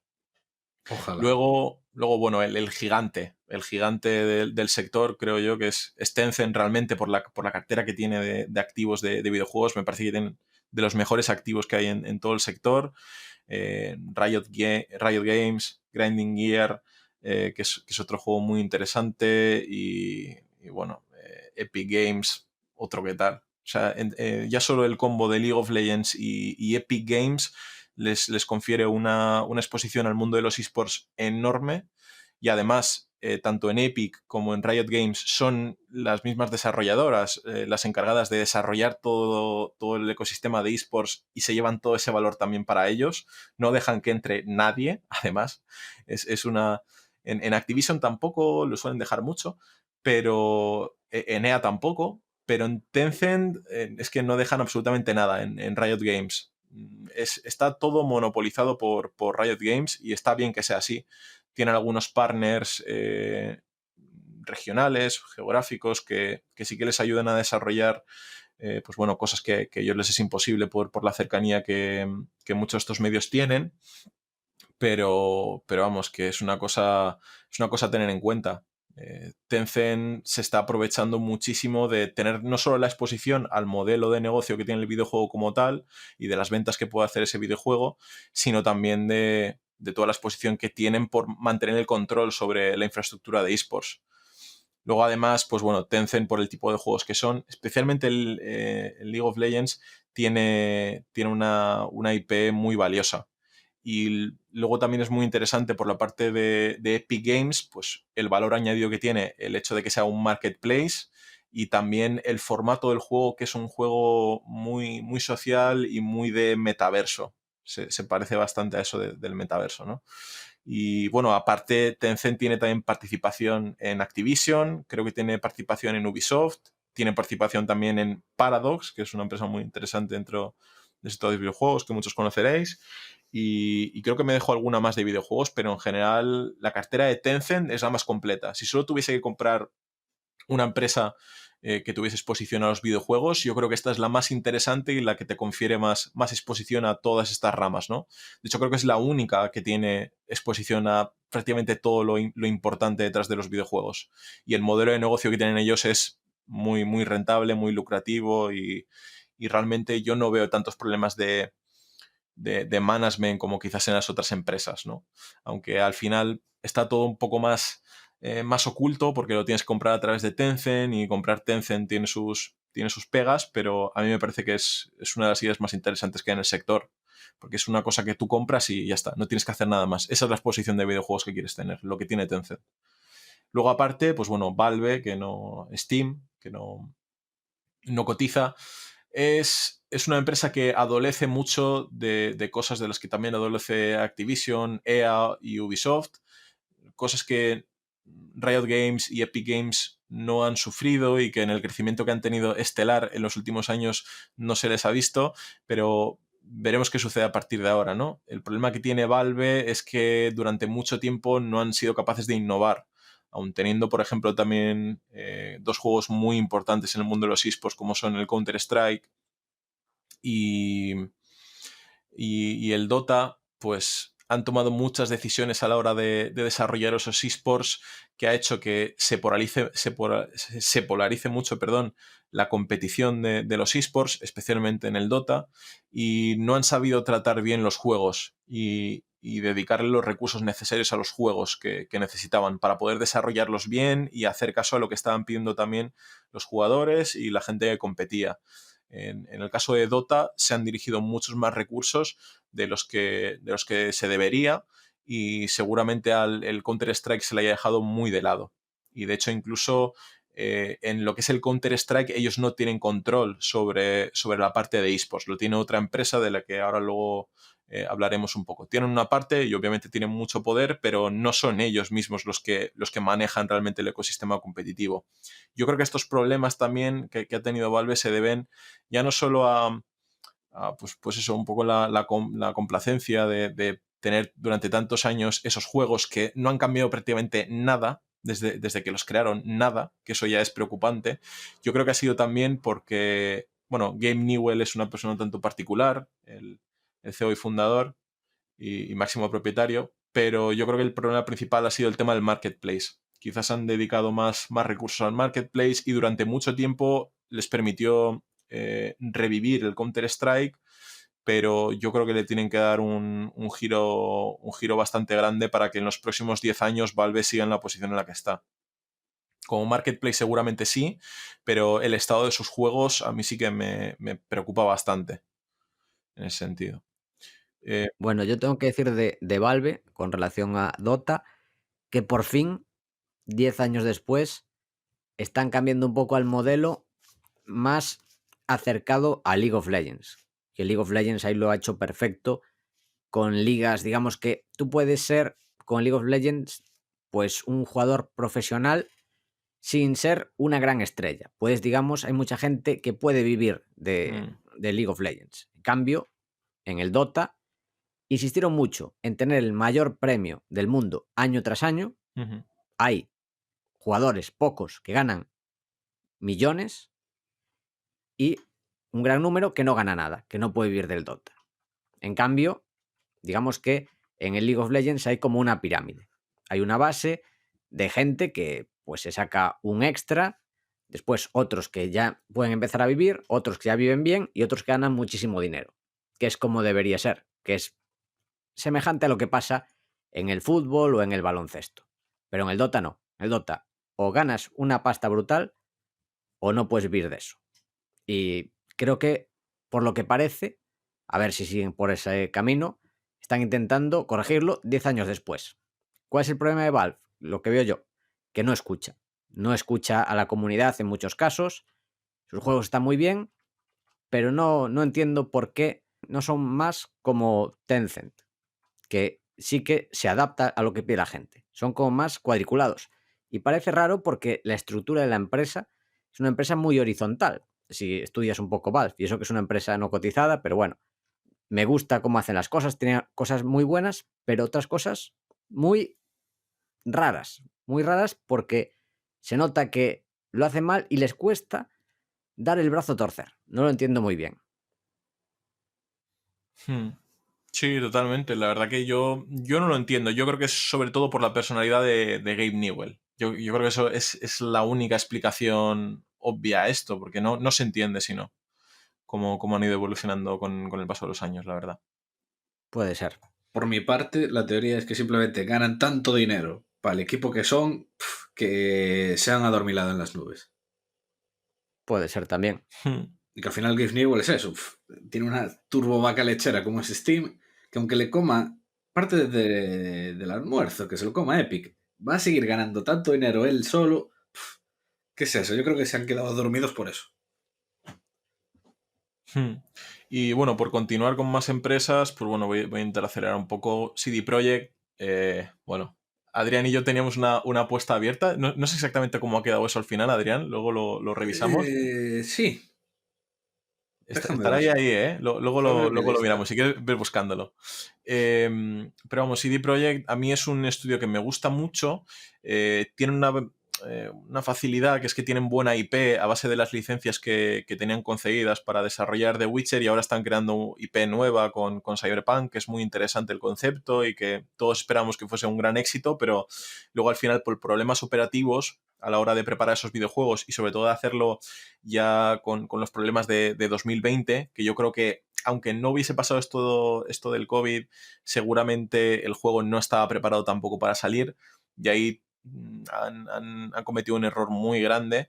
Pues ahora mismo no sé cómo estará la acción, pero yo sé que llevaba una racha impresionante de multiplicar vamos, por 5 o por 6 en varios años, pero en pocos aún así. Y creo que desde la salida de Cyberpunk la caída ha sido bastante pronunciada, porque al final, pues dependía en gran medida todo lo que recogía la acción, era la euforia de lo que iba a pasar con Cyberpunk, y quizás ahí a los inversores se les ha ido un poco de la mano. Pero me parece un buen estudio, me parece que el tipo de videojuegos que hacen, la ejecución, el storytelling, la inmersión que tienes en los videojuegos es de 10.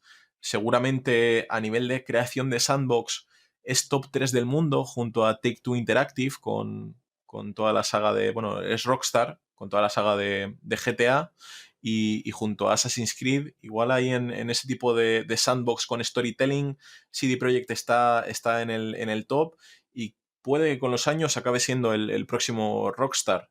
Lo veremos, ¿no? Pero también por el tipo de juegos que tienen ellos, a mí me hace pensar que nunca va a haber esports detrás de los videojuegos de CD Projekt, pero sí que tienen una propiedad intelectual que es valiosa, y hay por ahí guiños a lo que puede ser un posible metaverso.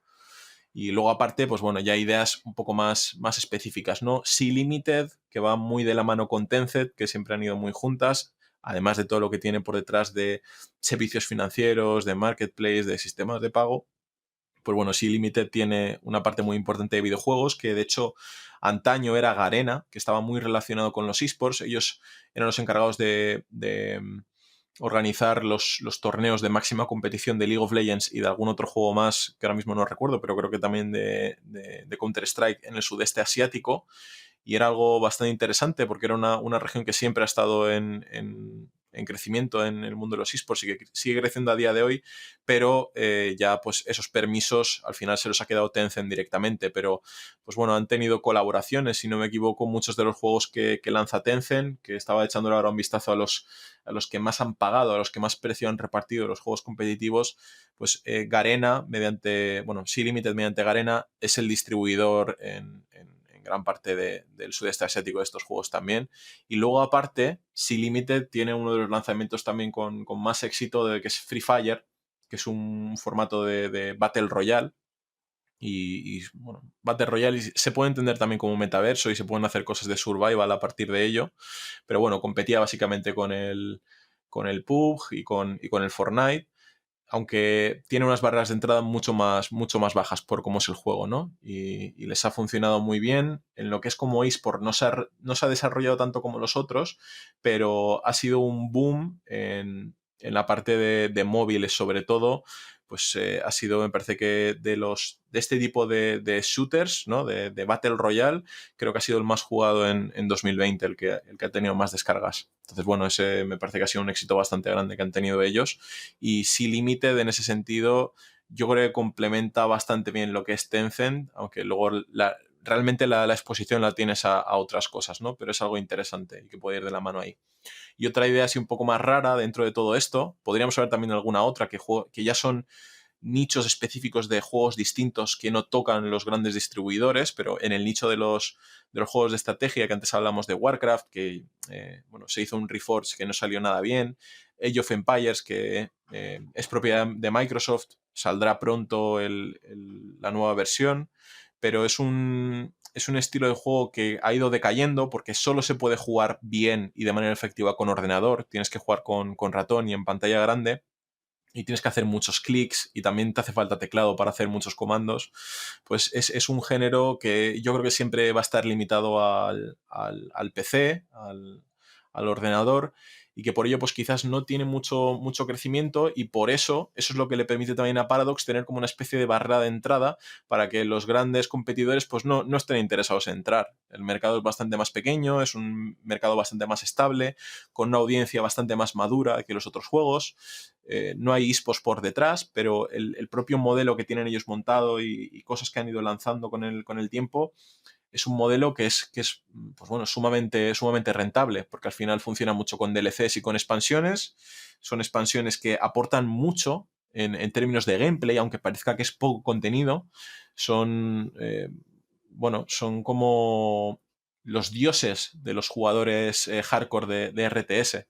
Es la referencia para muchísimos de esos jugadores que llevan ya años jugando a estos videojuegos, que son más del principio de este siglo, más o menos. Y yo creo que han retenido muchísima de esa audiencia. Es posible que la audiencia a partir de ahora decaiga o que se mantenga, pero sí que tienen poder de fijación de precios en los contenidos que ellos generan, y a fin de cuentas a ti te cuesta bastante crear un juego, pero el modelo que tienen ellos de expansiones y de DLCs, luego esas expansiones te cuestan muy poco y es donde realmente tienes el dinero importante, ¿no?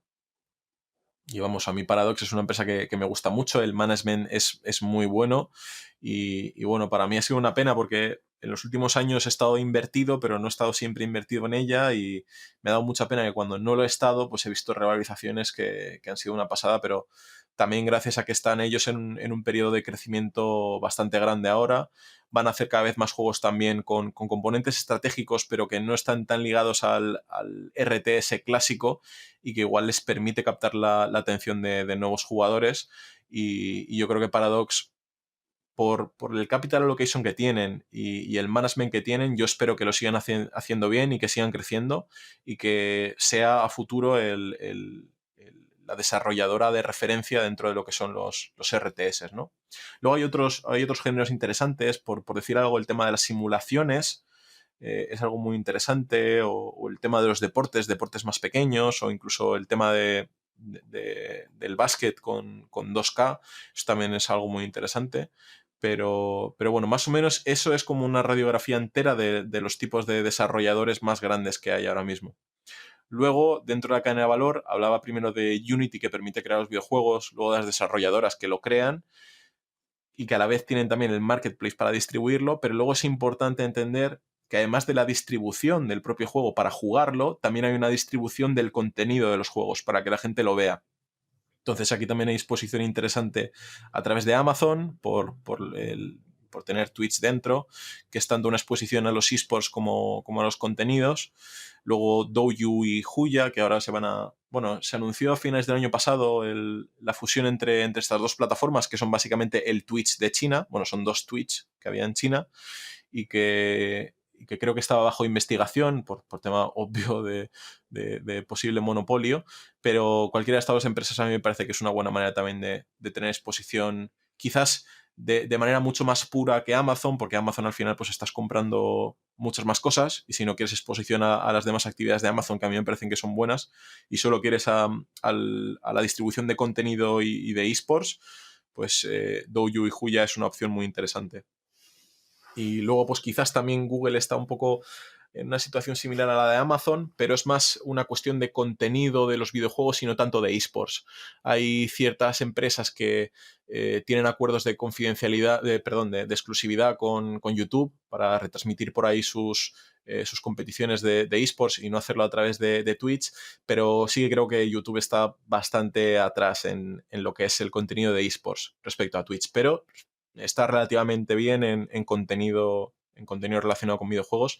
Y luego además tiene algo muy interesante que yo no sé qué se puede sacar de ahí, pero la inteligencia artificial que tienen ellos creada de Google para jugar y competir como dentro de los videojuegos, me parece que es algo muy interesante. No sé cómo va a acabar eso exactamente, pero es de lo más único que hay en el sector ahora mismo y que va a ser muy difícil que alguien replique. Si son capaces de sacarle valor a esa inteligencia artificial como bots dentro de videojuegos, quizás para desarrollar juegos que sean, pues eso, muy buenos en la interacción que tienes con una inteligencia artificial a nivel de interacción y de inversión en los videojuegos, puede ser algo muy interesante. Y bueno, luego, aparte de esto, ¿no? Que ya es el siguiente paso, ya hablamos de la parte de esports específica. Y aquí señalo solo 3 empresas, una que es Modern Times Group, que es precisamente la que se encarga de nutrir más el ecosistema de los esports de Valve, que es lo que comentaba antes de que ellos no lo llevaban y lo llevaba otra empresa, es esta empresa en particular, con los torneos de ESL y de DreamHack que tienen, aunque hay otras empresas también que tienen otros torneos, pero principalmente estos son los torneos más grandes que hay detrás del Counter-Strike. Luego también hay otra empresa bastante interesante que es Guild Esports. Lleva poco tiempo creada y no sé muy bien qué va a pasar, pero a mí me parece interesante por lo menos estudiarla, porque creo que es de las primeras organizaciones de esports que se lanzan directamente a bolsa a la vez que se crean, si no la primera. Y bueno, son números relativamente grandes a los que aspiran, aunque ahora van a empezar a crecer poco a poco.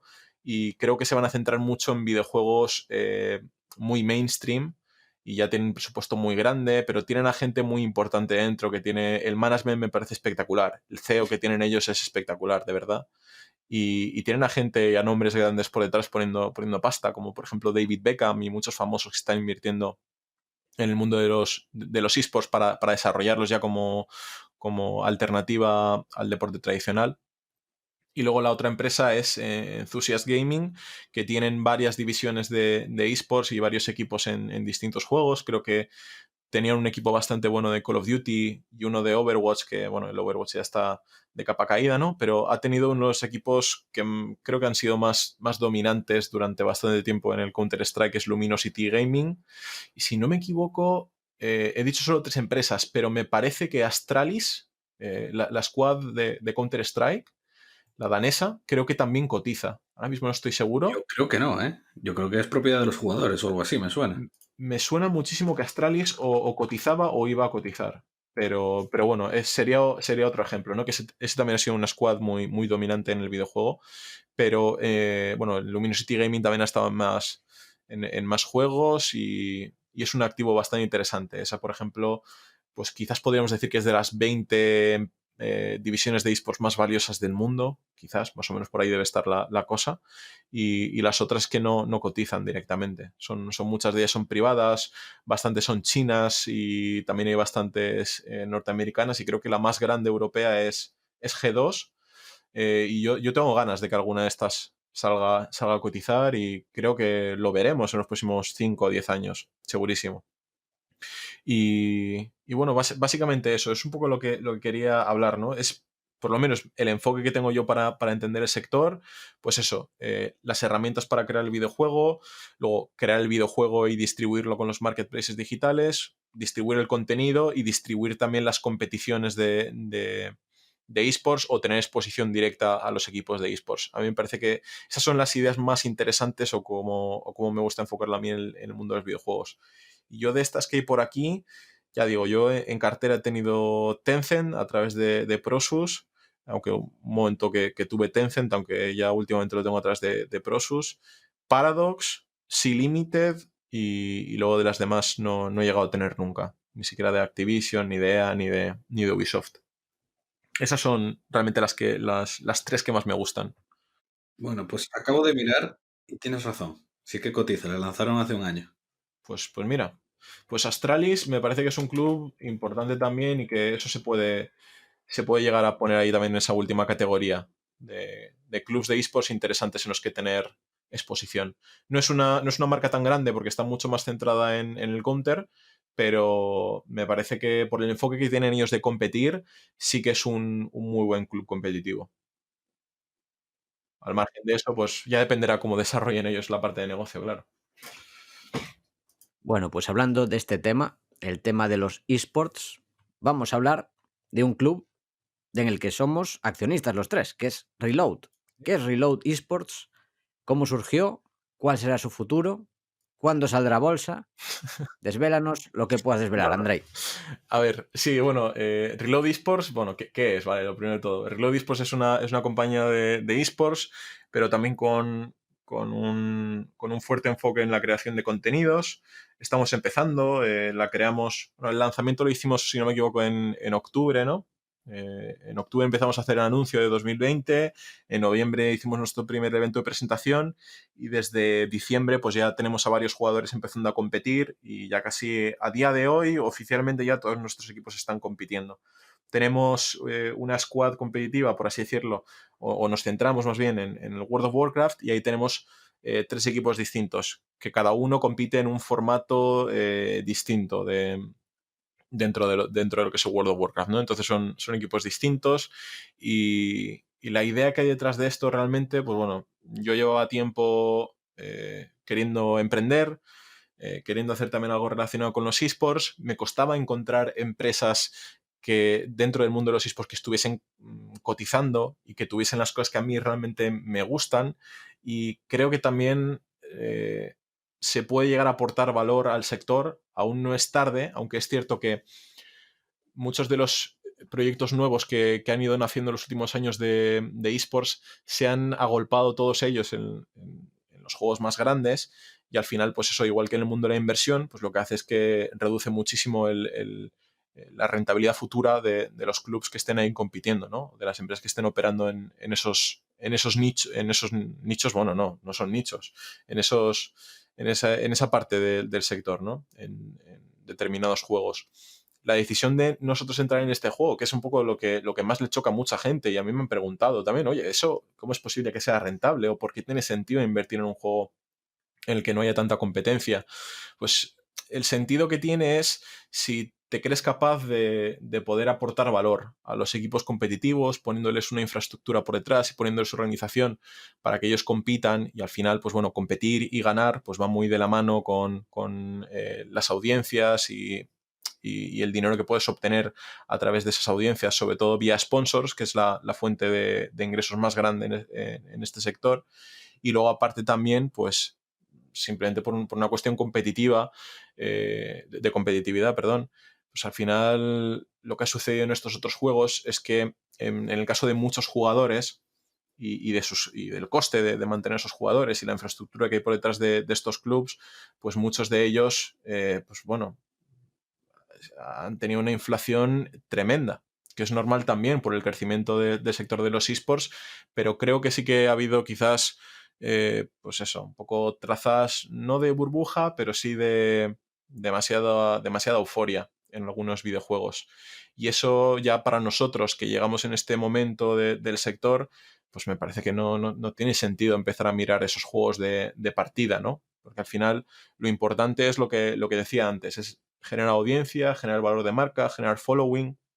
Y para ello, pues hay juegos que son muy grandes, como por ejemplo el League of Legends, que por supuesto es el juego que más audiencia te puede dar si todo va bien, pero el problema es comparar la audiencia con lo que te cuesta mantener ese equipo y la dificultad de competir contra esa gente, contra otros clubs que competitivamente ya tienen ciertas ventajas sobre ti que te va a hacer falta bastante capital para poder superar esas barreras de entrada, ¿no? Estamos hablando de tener ya sistemas de entrenamiento para los jugadores, de análisis profundo, de empezar a aplicar también eso, ¿no? La analítica de datos que hemos visto que en el deporte tradicional ha funcionado muy bien y que vosotros habéis colaborado, ¿no? En el libro sobre gestión deportiva e inversión, que me parece un concepto muy interesante. Y si lo enfocamos desde ese punto de vista, pues yo creo que tiene mucho más sentido ir a un sector en el que podemos crecer con tiempo, empezar a desarrollarnos y de momento nuestro plan es seguir donde estamos, hacernos fuertes aquí, seguir aprendiendo durante quizás un par de años y sobre todo a un año vista desde nuestro lanzamiento, o sea que eso coincidirá con el final del 2021, empezar a plantearnos la apertura de más divisiones, ¿no? De otros juegos poco a poco y aprovecharnos también de la infraestructura que estemos construyendo ahora en el World of Warcraft para que los otros equipos también competitivos puedan tener esa infraestructura, puedan tener ya la marca y el apoyo de nuestra comunidad por detrás que nosotros hayamos podido generar en el WoW y yo creo que eso sí que es la manera en la que tiene sentido empezar y hacer crecer un club de esports desde cero. Montar un club de esports, pues, montando tu primera squad en el Counter-Strike o en el League of Legends, por ejemplo, si no hablamos de capitales muy grandes, pero de presupuestos ya millonarios al año, no te aseguras prácticamente nada y aún así es vida o muerte, porque en el caso de que falles, ya digo, la inflación es tan grande y mantener a sus jugadores es tan complicado que te lo pone muy, muy difícil para tener la suficiente visibilidad y poder decir, pues sé que estaremos aquí pues de aquí a 5 años, seguiremos operando. Pues eso ahí no lo sabes.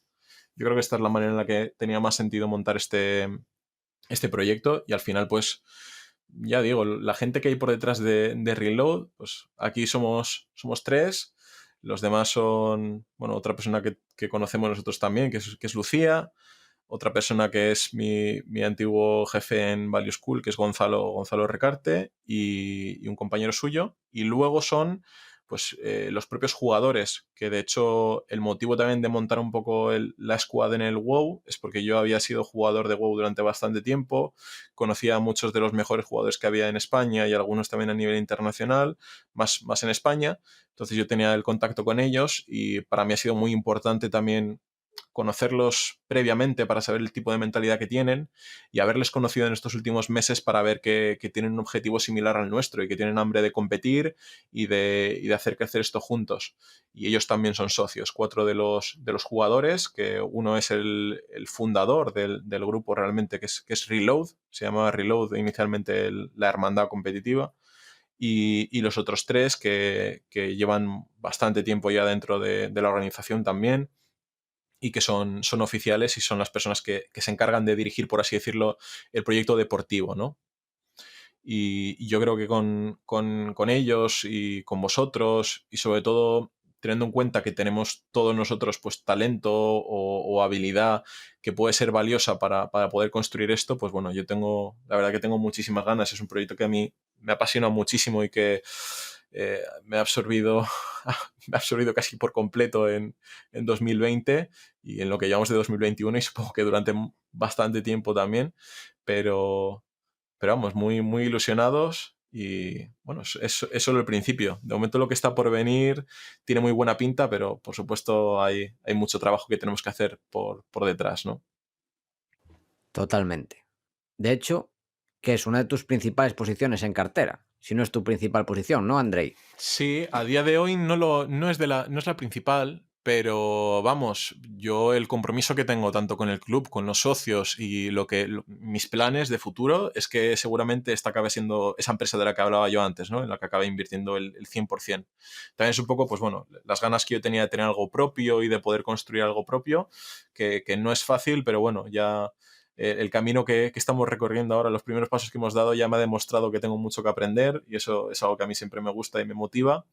Y, y bueno, veremos al final en qué acaba, ¿no? Pero yo creo que lo importante para hacer estas cosas, y es el motivo también de por qué me animé yo a hacerlo, es creer que lo estás haciendo con la gente correcta, sentir pasión por lo que haces y que no te cueste el trabajo, porque son ese tipo de cosas que cuestan mucho en la vida y que si no es por la pasión, alguien en su sano juicio no estaría haciéndolo.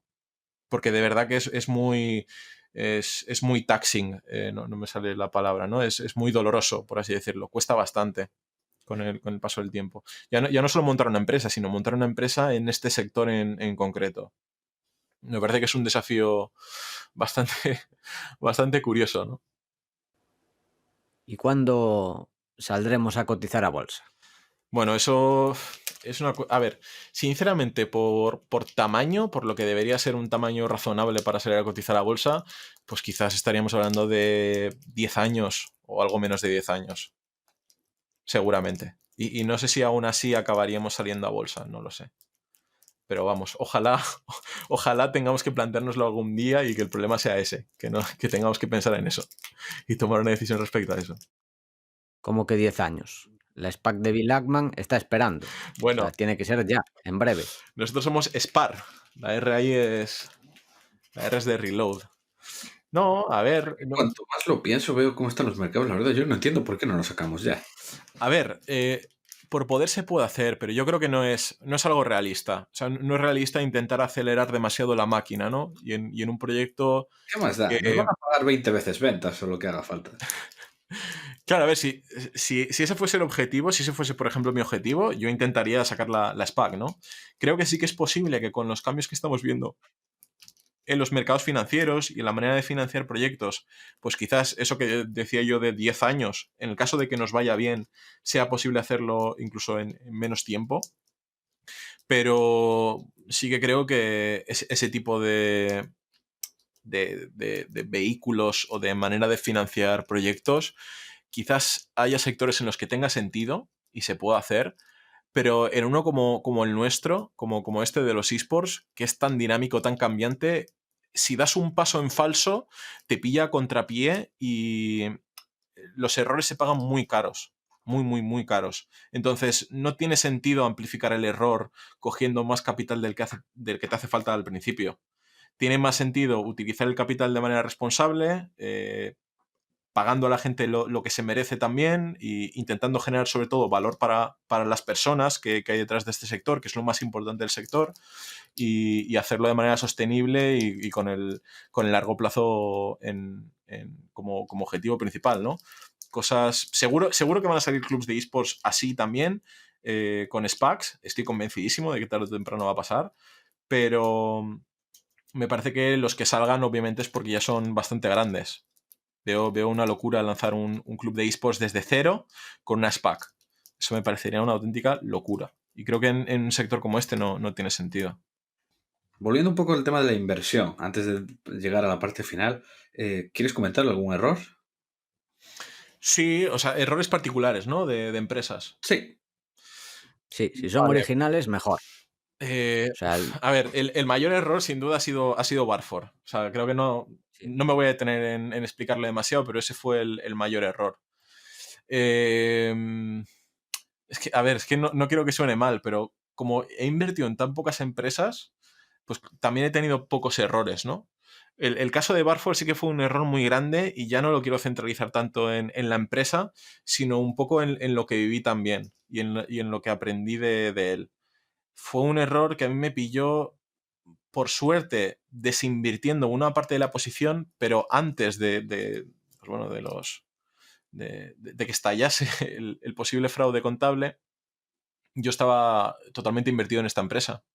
Tiene una parte de capital que es cierto que en ese momento no la tenía invertida porque la había empleado para otras cosas, pero estaba totalmente invertido en ella. Dio la casualidad de que, bueno, no fue casualidad, sino que con la presentación de resultados semestrales reduje algo. De hecho, por algo que me comentaste tú, Paco, que no viste bien con el tema de los receivables, yo le empecé a echar un ojo y ahí me olía algo raro y empecé a darle al coco, empecé a mirar cada vez más y la empresa que yo creía que conocía muy bien, me acababa dando cuenta de que no la conocía nada bien y de que era imposible de partida conocerla bien. O sea, mi mayor error con Barford fue perder el tiempo en una causa perdida. Porque ese tipo de negocio, que es un negocio financiero, en el que nunca vas a tener toda la información, va a ser muy complicado tener la convicción o el conocimiento suficiente como para tener una posición tan grande como la que yo tenía. Por suerte, fui tan cabezón de que compré, no en mínimos, pero compré ya con una bajada significante. No vendí absolutamente nada y luego vendí algo más caro, por lo que al final acabé prácticamente igual. Pero pasé un mes malísimo. Yo, pues eso, fui bastante paciente y no hice nada la primera semana, ni la segunda, ni la tercera, y aguanté un mes con eso. O sea, fue un mes de yo las 8 horas de dormir no tenía problema, pero las otras 16 que vivía solo era capaz de pensar en eso. Mi cabeza no pensaba en ninguna otra cosa. Entonces, ha sido el error más grande que he tenido yo a nivel de concentración y de sobre todo no entender lo que estaba haciendo. Por suerte no ha sido un error grande en términos de rentabilidad, pero vamos, ni loco vuelvo a hacer algo similar. Ni loco.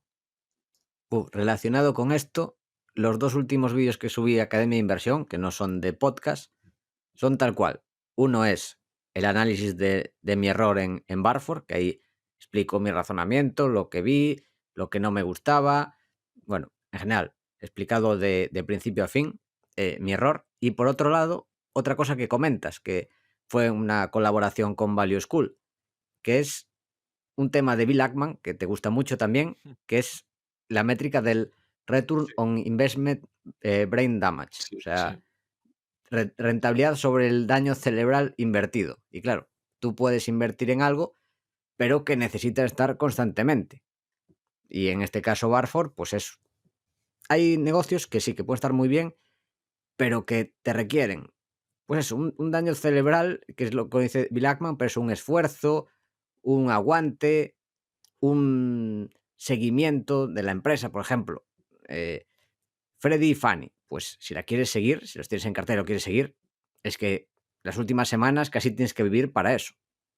Entonces, sobre todo si tienes una posición grande. Otra cosa es que tengas una posición pequeña y digas, bueno, la tengo ahí y asumo que no lo voy a seguir y voy a largo plazo. Pero claro, si quieres tener una posición grande, no puedes hacer eso. O sea que están relacionados estas dos lecciones, la del error y tanto no centrarse en estas empresas que te dan dolores de cabeza, a no ser que la puedas controlar tú o puedes estar encima, como es en el caso de Reload, que claro, tú al ser el CEO, vale, te da dolor de cabeza, pero tienes algo de control. Pero en otras no tienes control en absoluto. Exacto. Eso es muy frustrante como inversor. Y ya digo, yo el error lo cometí de partida porque no entendía lo que estaba haciendo realmente. ¿Sabes? Y no es hasta tiempo después, cuando cometes el error y recapacitas, que no eres capaz de entender realmente lo que estaba pasando, y que a partir de ese momento igual sí que llegas a poder evitar ese tipo de errores, ¿no? Yo ya, incluso dentro de mi propia cabezonería, de siempre invertir concentrado, pues de verdad me creía que entendía la empresa, ¿no? Pues fíjate cómo de equivocado estaba. Y bueno, luego por apuntalar dos errores muy breves, que estoy mirando ahora un poco mi cartera y todo eso con el paso de los años, estoy mirando por aquí. Dos errores que, yo qué sé, fueron imperdonables. Renault, nada que comentar, y CTT. En Renault, de hecho, es que estuve invertido creo que más de un año. Más de un año. Me costó bastante acabar vendiendo y fue doloroso, pero bueno, me sirvió para compensar plusvalías del año. Y CTT sí que fue bastante más importante. En Renault creo que perdí cerca de un 30, que en términos de rentabilidad es mayor la pérdida de lo que perdí eh, con, con Barford. Pero en CTT el golpe en términos de rentabilidad sí que fue bastante. Bueno, era una posición pequeña en cartera, ¿no? Pero fue, me parece que un menos 70% en un par de semanas, que me pillaron fatal, y dije, bueno, esto lo vendo. Porque de verdad no sé qué estaba haciendo aquí. Tanto en Renault como en CTT, esto era de mi época, de hacerme mis screeners mágicos, de comprar lo más barato y de decir, pero esto, claro, ahora cotiza el PER que cotiza, pero el día de mañana subirán las ventas, no pasa nada. No suben las ventas. Las ventas siguen bajando. Y lo que acaba pasando es que te baja el precio o el market cap de la empresa por la propia naturaleza del negocio, ¿no? Y bueno, por lo menos en Renault, pues digamos que podría haber seguido muchos años más invertido. En CTT el susto fue tan grande que decidí salirme, ¿no? En Renault por lo menos sí que estoy contento de haber podido salir a tiempo, pero yo diría que esos tres errores sobre todo. Bueno, CTT, decir que es la empresa de correos de Portugal. Ujú. La tesis estaba o tenía parte de activismo en ella. Creo que formaba parte de tu tesis, que de hecho hasta hicimos una apuesta a ver No, cuál iba a ojo. ser. Ojo, yo CTT, el momento en el que la tuve fue en 2017. En el mismo 2017 compré y llegué a venderla, porque igual que QSR era un germen, o sea, Restaurant Business International, la de Burger King, Tim Hortons, Popeyes y tal, eso era un germen de mi TFG, CTT fue un germen de mi TFM. Fíjate. Y yo la tuve en 2017, cuando no había este tema de tanto de activismo. Eso me parece que es más reciente, desde 2019 más o menos. Pero después de esa la volviste a tener entonces. No, yo no la No, volví a comprar. porque no te acuerdas que hicimos una apuesta en el Yin Yin. Sí, sí, claro, pero bueno, yo aposté al performance de la acción. Pero ya ves que Ah, vale, pero no la llevabas. Eso no no lo la sabía llevaba, yo, que no no la la llevaba, llevabas. Ah, no la cabrón. llevaba. Yo te dije, estos no saben lo que es Portugal. Piensan que es como Estados Unidos, que puedes hacer activismo y que el Estado portugués se va a quedar callado. Tal cual. Andrei, tus apuestas aquí que he estado revisando. Atento a las apuestas. Atento a las A ver, a apuestas ver. que hay aquí pendientes, porque son Vale, vale. absolutamente Demenciales. No, son una locura. Por un lado, estaba a apostar quién llegaba antes a ser un billionaire. Si Wester o Bogart. Oh my. No, dije Bogart, ¿verdad? Sí. Esa tiene mala pinta para ti. Bueno, a ver. Bueno, decir que Bogart es el de Barford Sí. y Wester De Paradox, es el de sí. Paradox. Bueno, pero Siguiente espérate, apuesta. que no sabemos lo que tiene por ahí escondido Bogart. Eso, Bueno, eso. sí. Bueno, claro, sí. Es el típico perfil que dices, bueno, el típico que te aparece con 200 millones en las Caimán. La verdad que tal vez. O igual lo tiene todo metido en Bitcoin y ya es multibillionaire. También. De acuerdo. Puede ser. Esta entonces no podemos saberlo, es imposible. ¿Qué vende más? ¿Cyberpunk o Witcher 3? Claro, problema. Con las ventas totales ha ganado el Cyberpunk. El problema es que no es imposible saber cuánta gente la ha devuelto. Porque son Ya. bastantes. Entonces tampoco es fácil de saber la respuesta. La siguiente es tremebunda. CCT versus Aeroflot. Esa es conmigo. Esa es Sí, contra Paco, sí. Contra sí, sí. creo que ha ganado. Bueno, no sé. Bueno, claro. No sé, porque Aeroflot se metió una buena castaña con lo del COVID. Ya veis. Era Y performance en 2020, ¿no? O en ni un idea, año eso ya no después de sé. la apuesta. Bueno, luego haré Y números. no, y atentos que hay más, porque esto yo ni me acuerdo cuándo lo hemos hecho. Boston Omaha versus ICESEC. Ah, sí, esta la gané yo. Sí. Nada, Y Boston la Omaha. última, la más divertida, y esta creo que fue por los loles hace mucho, Adriatic contra Arista. Esto no sé en qué momento se te pudo ocurrir hace años, Andrés. No. Me lo dirías tú, porque yo no. Dime, por favor. O sea, aposté a Arista. Macho, aquí está puesto, aquí está escrito en mis supernotas. Te aseguro. Es que, mira, yo te digo una cosa. Esto ya lo hablamos una vez. Esa apuesta creo que no era válida, porque me parece que me la ofreciste y yo no la quería aceptar. De verdad, ¿eh? Que fue el mismo día de la de Aeroflot contra CTT y la de ICC contra BOM. Y esas dos sí que las acepté, pero que eran en plan de... Era más por la excusa y por el placer que me da tener que debernos cenas o comidas y tener que reunirnos otro día que por ganarla, ¿sabes? A ver, me cuadraría bastante, sí, me cuadraría bastante más. Si es que al final yo nunca he tenido participación de Arista, pero ahí me ves con las Adriatic, fuerte. Como debe ser. Bueno, pues yo creo que con esto nos hemos arreglado bastante. Vamos allá a la parte final. Venga. Andrei, las preguntas finales. Ametralladora. Vamos. Empiezo yo. ¿Un deportista o equipo histórico de cualquier deporte?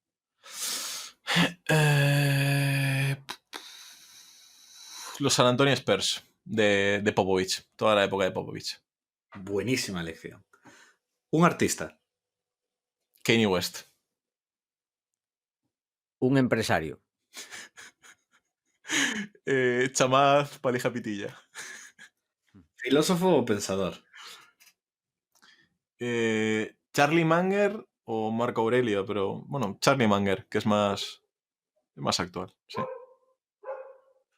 Un sitio para comer y qué pedir en ese sitio. No puede ser el Gin Gin porque lo han cerrado, nos han fastidiado. Si no, es que era claro. O sea, no había otra, pero no, tienes que decir otro. Pues, a ver, de restaurante, un sitio que recuerdo comer mucho, bueno, varias veces con mis amigos y eso, que yo soy de Castellón. En el Grau de Castellón, me parece que se llama Calamari, ¿vale?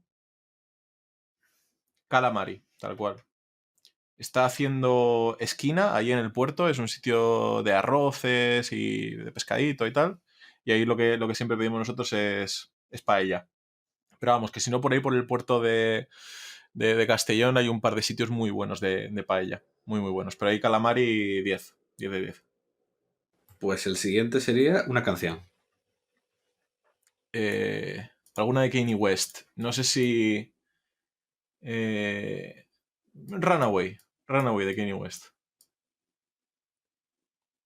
Una película. Soy más de series, pero Gladiator. Creo que es la que más me gusta. Y por último, que además viene muy bien aquí, un videojuego. Bueno, el videojuego de mi vida, World of Warcraft. Sin duda. Fantástico. Precioso. Pues pasamos así a la parte ya final, las últimas preguntas. Y es, ¿qué has aprendido este último año? Este año, pues bueno, pues Vale. 2020. Sí, o sea, ¿qué he aprendido? Pues he aprendido que me va a hacer falta irme a Turquía en algún momento de mi vida. No, a ver. Están apareciendo huecos en blanco, ¿no? En la cabeza. Sí, clareo por ahí. No, muchísimas cosas. Yo creo que es muy complicado. Sin duda, o sea, me lo llegas a preguntar de cualquier otro año y sería capaz de decírtelo a final de año, pero es que 2020 ha sido tan loco y he aprendido tantas cosas que me cuesta elegir una, pero lo que más... Bueno, mira, esta es una buena elección. Al final la familia y los amigos y la gente cercana y tal son los que están ahí cuando te hace falta. Muy buena lección.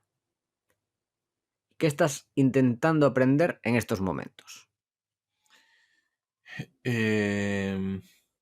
Sobre todo, claro, está muy relacionado con lo que estoy haciendo ahora. Estoy menos centrado en el tema de la inversión. De hecho, incluso en 2020 no he estado mucho tiempo centrado en el tema de la inversión, sino más en el nuevo proyecto y aprendo cosas en general, ¿no? Pero ahora está todo muy relacionado con Reload Esports. O sea, las cosas que tengo pendientes y que tengo en mente para este 2021 son muy de gestión de personas y sobre todo de gestión deportiva. Es una cosa que tengo muchísimas ganas de empezar a ponerme con ello. Suena un poco raro, ¿eh? Lo de gestión deportiva, pero tal cual. O sea, incluso Sí, sí. he llegado a plantearme hacer un máster de gestión deportiva o algo así, pero creo que no me va a dar el tiempo y va a ser muy complicado. Pero de alguna manera me voy a poner a aprender sobre ello. Ujú. Y por último, consejos y libros para inversores. Vale.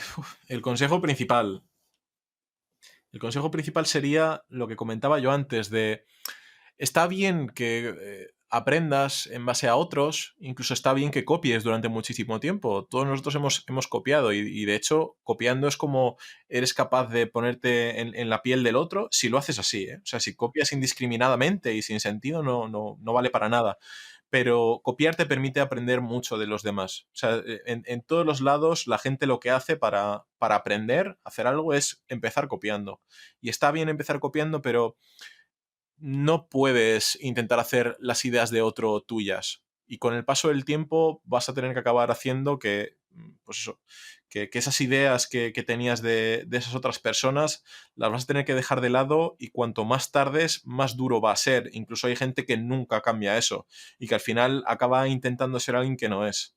Entonces mi consejo sería eh, aprender copiando al principio, pero cuanto antes empezar a introducir cosas propias en ese proceso de análisis y de inversión, para que al final se acabe moldando a tu persona, tu proceso de inversión y tu cartera. Y libros, hombre, a ver, por libros de inversión supongo que muchos ya los habrán recomendado aquí, pero relacionados con la inversión como tal, eh, uno que sí que es más de inversión y que me parece muy bueno para tanto introductorio como para leer de vez en cuando es el de Howard Marks, el de lo más importante para invertir con sentido común. Y en general todos sus memos también me parecen muy buenos, aunque hay mucha gente que dice, "Buah, mucho texto", o este tío, madre mía, saber que, bueno, en fin, estas cosas de las que habla y tal son muchas veces muy reflexivas y muy profundas las cartas y no son fáciles de seguir, pero este libro, el de cómo invertir con sentido común, si no me equivoco, él lo escribió en base a muchos de los memos que tenía escritos hace tiempo, ¿no? El libro ya tiene bastantes años y es una recopilación de todas las ideas que él había ido transmitiendo a sus inversores, a sus partícipes, mediante los memorándums. Ese me parece un libro bastante bueno. Y luego, al margen de ese, pues yo diría que el Pur Charlie's Almanac, eso me parece un libro impresionante, ya no para la inversión, sino para la vida de cualquier persona. Me parece un libro impresionante y además entender la figura de Charlie Munger yo creo que puede enseñaros mucho a cualquier persona, y también es un libro muy bonito por eso. Igual para mí tiene más valor porque es también narra la vida de una persona que para mí es una referencia, pero ese libro de verdad que es muy bueno, al margen de que seas muy fan de manga o no.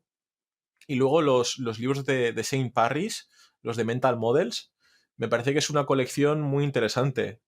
No sé si deben estar ya cerca de sacar la tercera edición. Yo tengo Sí, yo creo que solo, sí. tengo solo la segunda en físico, la primera la pedí en físico y estuvo más de 8 meses en Amazon pendiente y me cancelaron el envío. Me gustaría encontrarlo, o sea que si alguien lo tiene a mano y tiene alguna copia de sobra, se puede poner en contacto conmigo. Eh, pero esos libros me parecen muy buenos. Mental Models, esa colección es básicamente, pues eso, una colección de herramientas, de modelos mentales, que es algo muy de Manger también, y ejemplificados con distintos casos de distintos sectores, de distintos ámbitos de la vida, no solo relacionados con la inversión, sino que lo plantean mucho desde el punto de vista de campos, como por ejemplo la química, las ciencias. Pues cada colección va tratando uno de esos campos. Y de verdad que tengo ganas por ver de qué van los siguientes. O sea que ese recomendadísimo. Bueno, Andrei, pues llevamos casi 2 horas que se han hecho cortas y hasta aquí hemos llegado. ¿Qué tal lo has pasado? Bueno, como siempre, como un niño. Es que cada vez que me junto con vosotros, como lo que decía antes de los restaurantes, que lo habéis pasado un poco por alto. A mí, de verdad que desde que os conocí, las charlas que hemos tenido y todo eso para mí siempre han sido muy enriquecedoras, y siempre me lo he pasado bien con vosotros, además. O sea que para mí, pues vamos, un día entre amigos, una conversación así de interesante, vamos, repitamos cuando queráis. Por mí encantado. Cuando nos dejen. Ojalá pronto, ojalá pronto. Esperemos que pronto. Esperemos que sí. Bueno, Andrei, pues te cedemos la palabra antes de despedirnos. Bueno, pues nada, despedirme simplemente. Muchísimas gracias por haberme invitado. La verdad que, como os decía antes, es un placer. Espero que a los oyentes os haya parecido interesante el programa de hoy sobre videojuegos, y cualquier cosa que me queráis preguntar me podéis encontrar por Twitter. Mi arroba es r_easy. Es un poco complicado, en verdad. Es YZYY. ¿Vale? Y lo dicho, vamos a estar ahí a tope con Reload. Si os interesa el tema de los esports y queréis preguntarme también por ello, por mí encantado, me podéis contactar por ahí. Y la cuenta de Reload Esports, para que nos sigáis, es Reload Esports de España, todo junto. Esa es nuestra cuenta de Twitter y por ahí estaremos publicando toda nuestra actividad. Así que, como suelo decir las cosas de Reload y todo eso, volamos. Muchas gracias, Andrei. Adrián, ¿algo más que añadir? Seguro que sí, estoy seguro que Sí, sí. sí. Volamos. Perfecto. Pues esto ha sido todo hasta la semana que viene. Esperamos que te haya gustado el programa y queremos darte las gracias por estar ahí, y también te agradeceremos mucho que nos des tus 5 estrellas en Apple Podcast, tu me gusta en iVoox, tu like en YouTube, que des al corazoncito en Spotify, ya que ayudarás a que este podcast siga existiendo y siga creciendo. Desde aquí, Paco y yo nos despedimos. Que el valor te acompañe.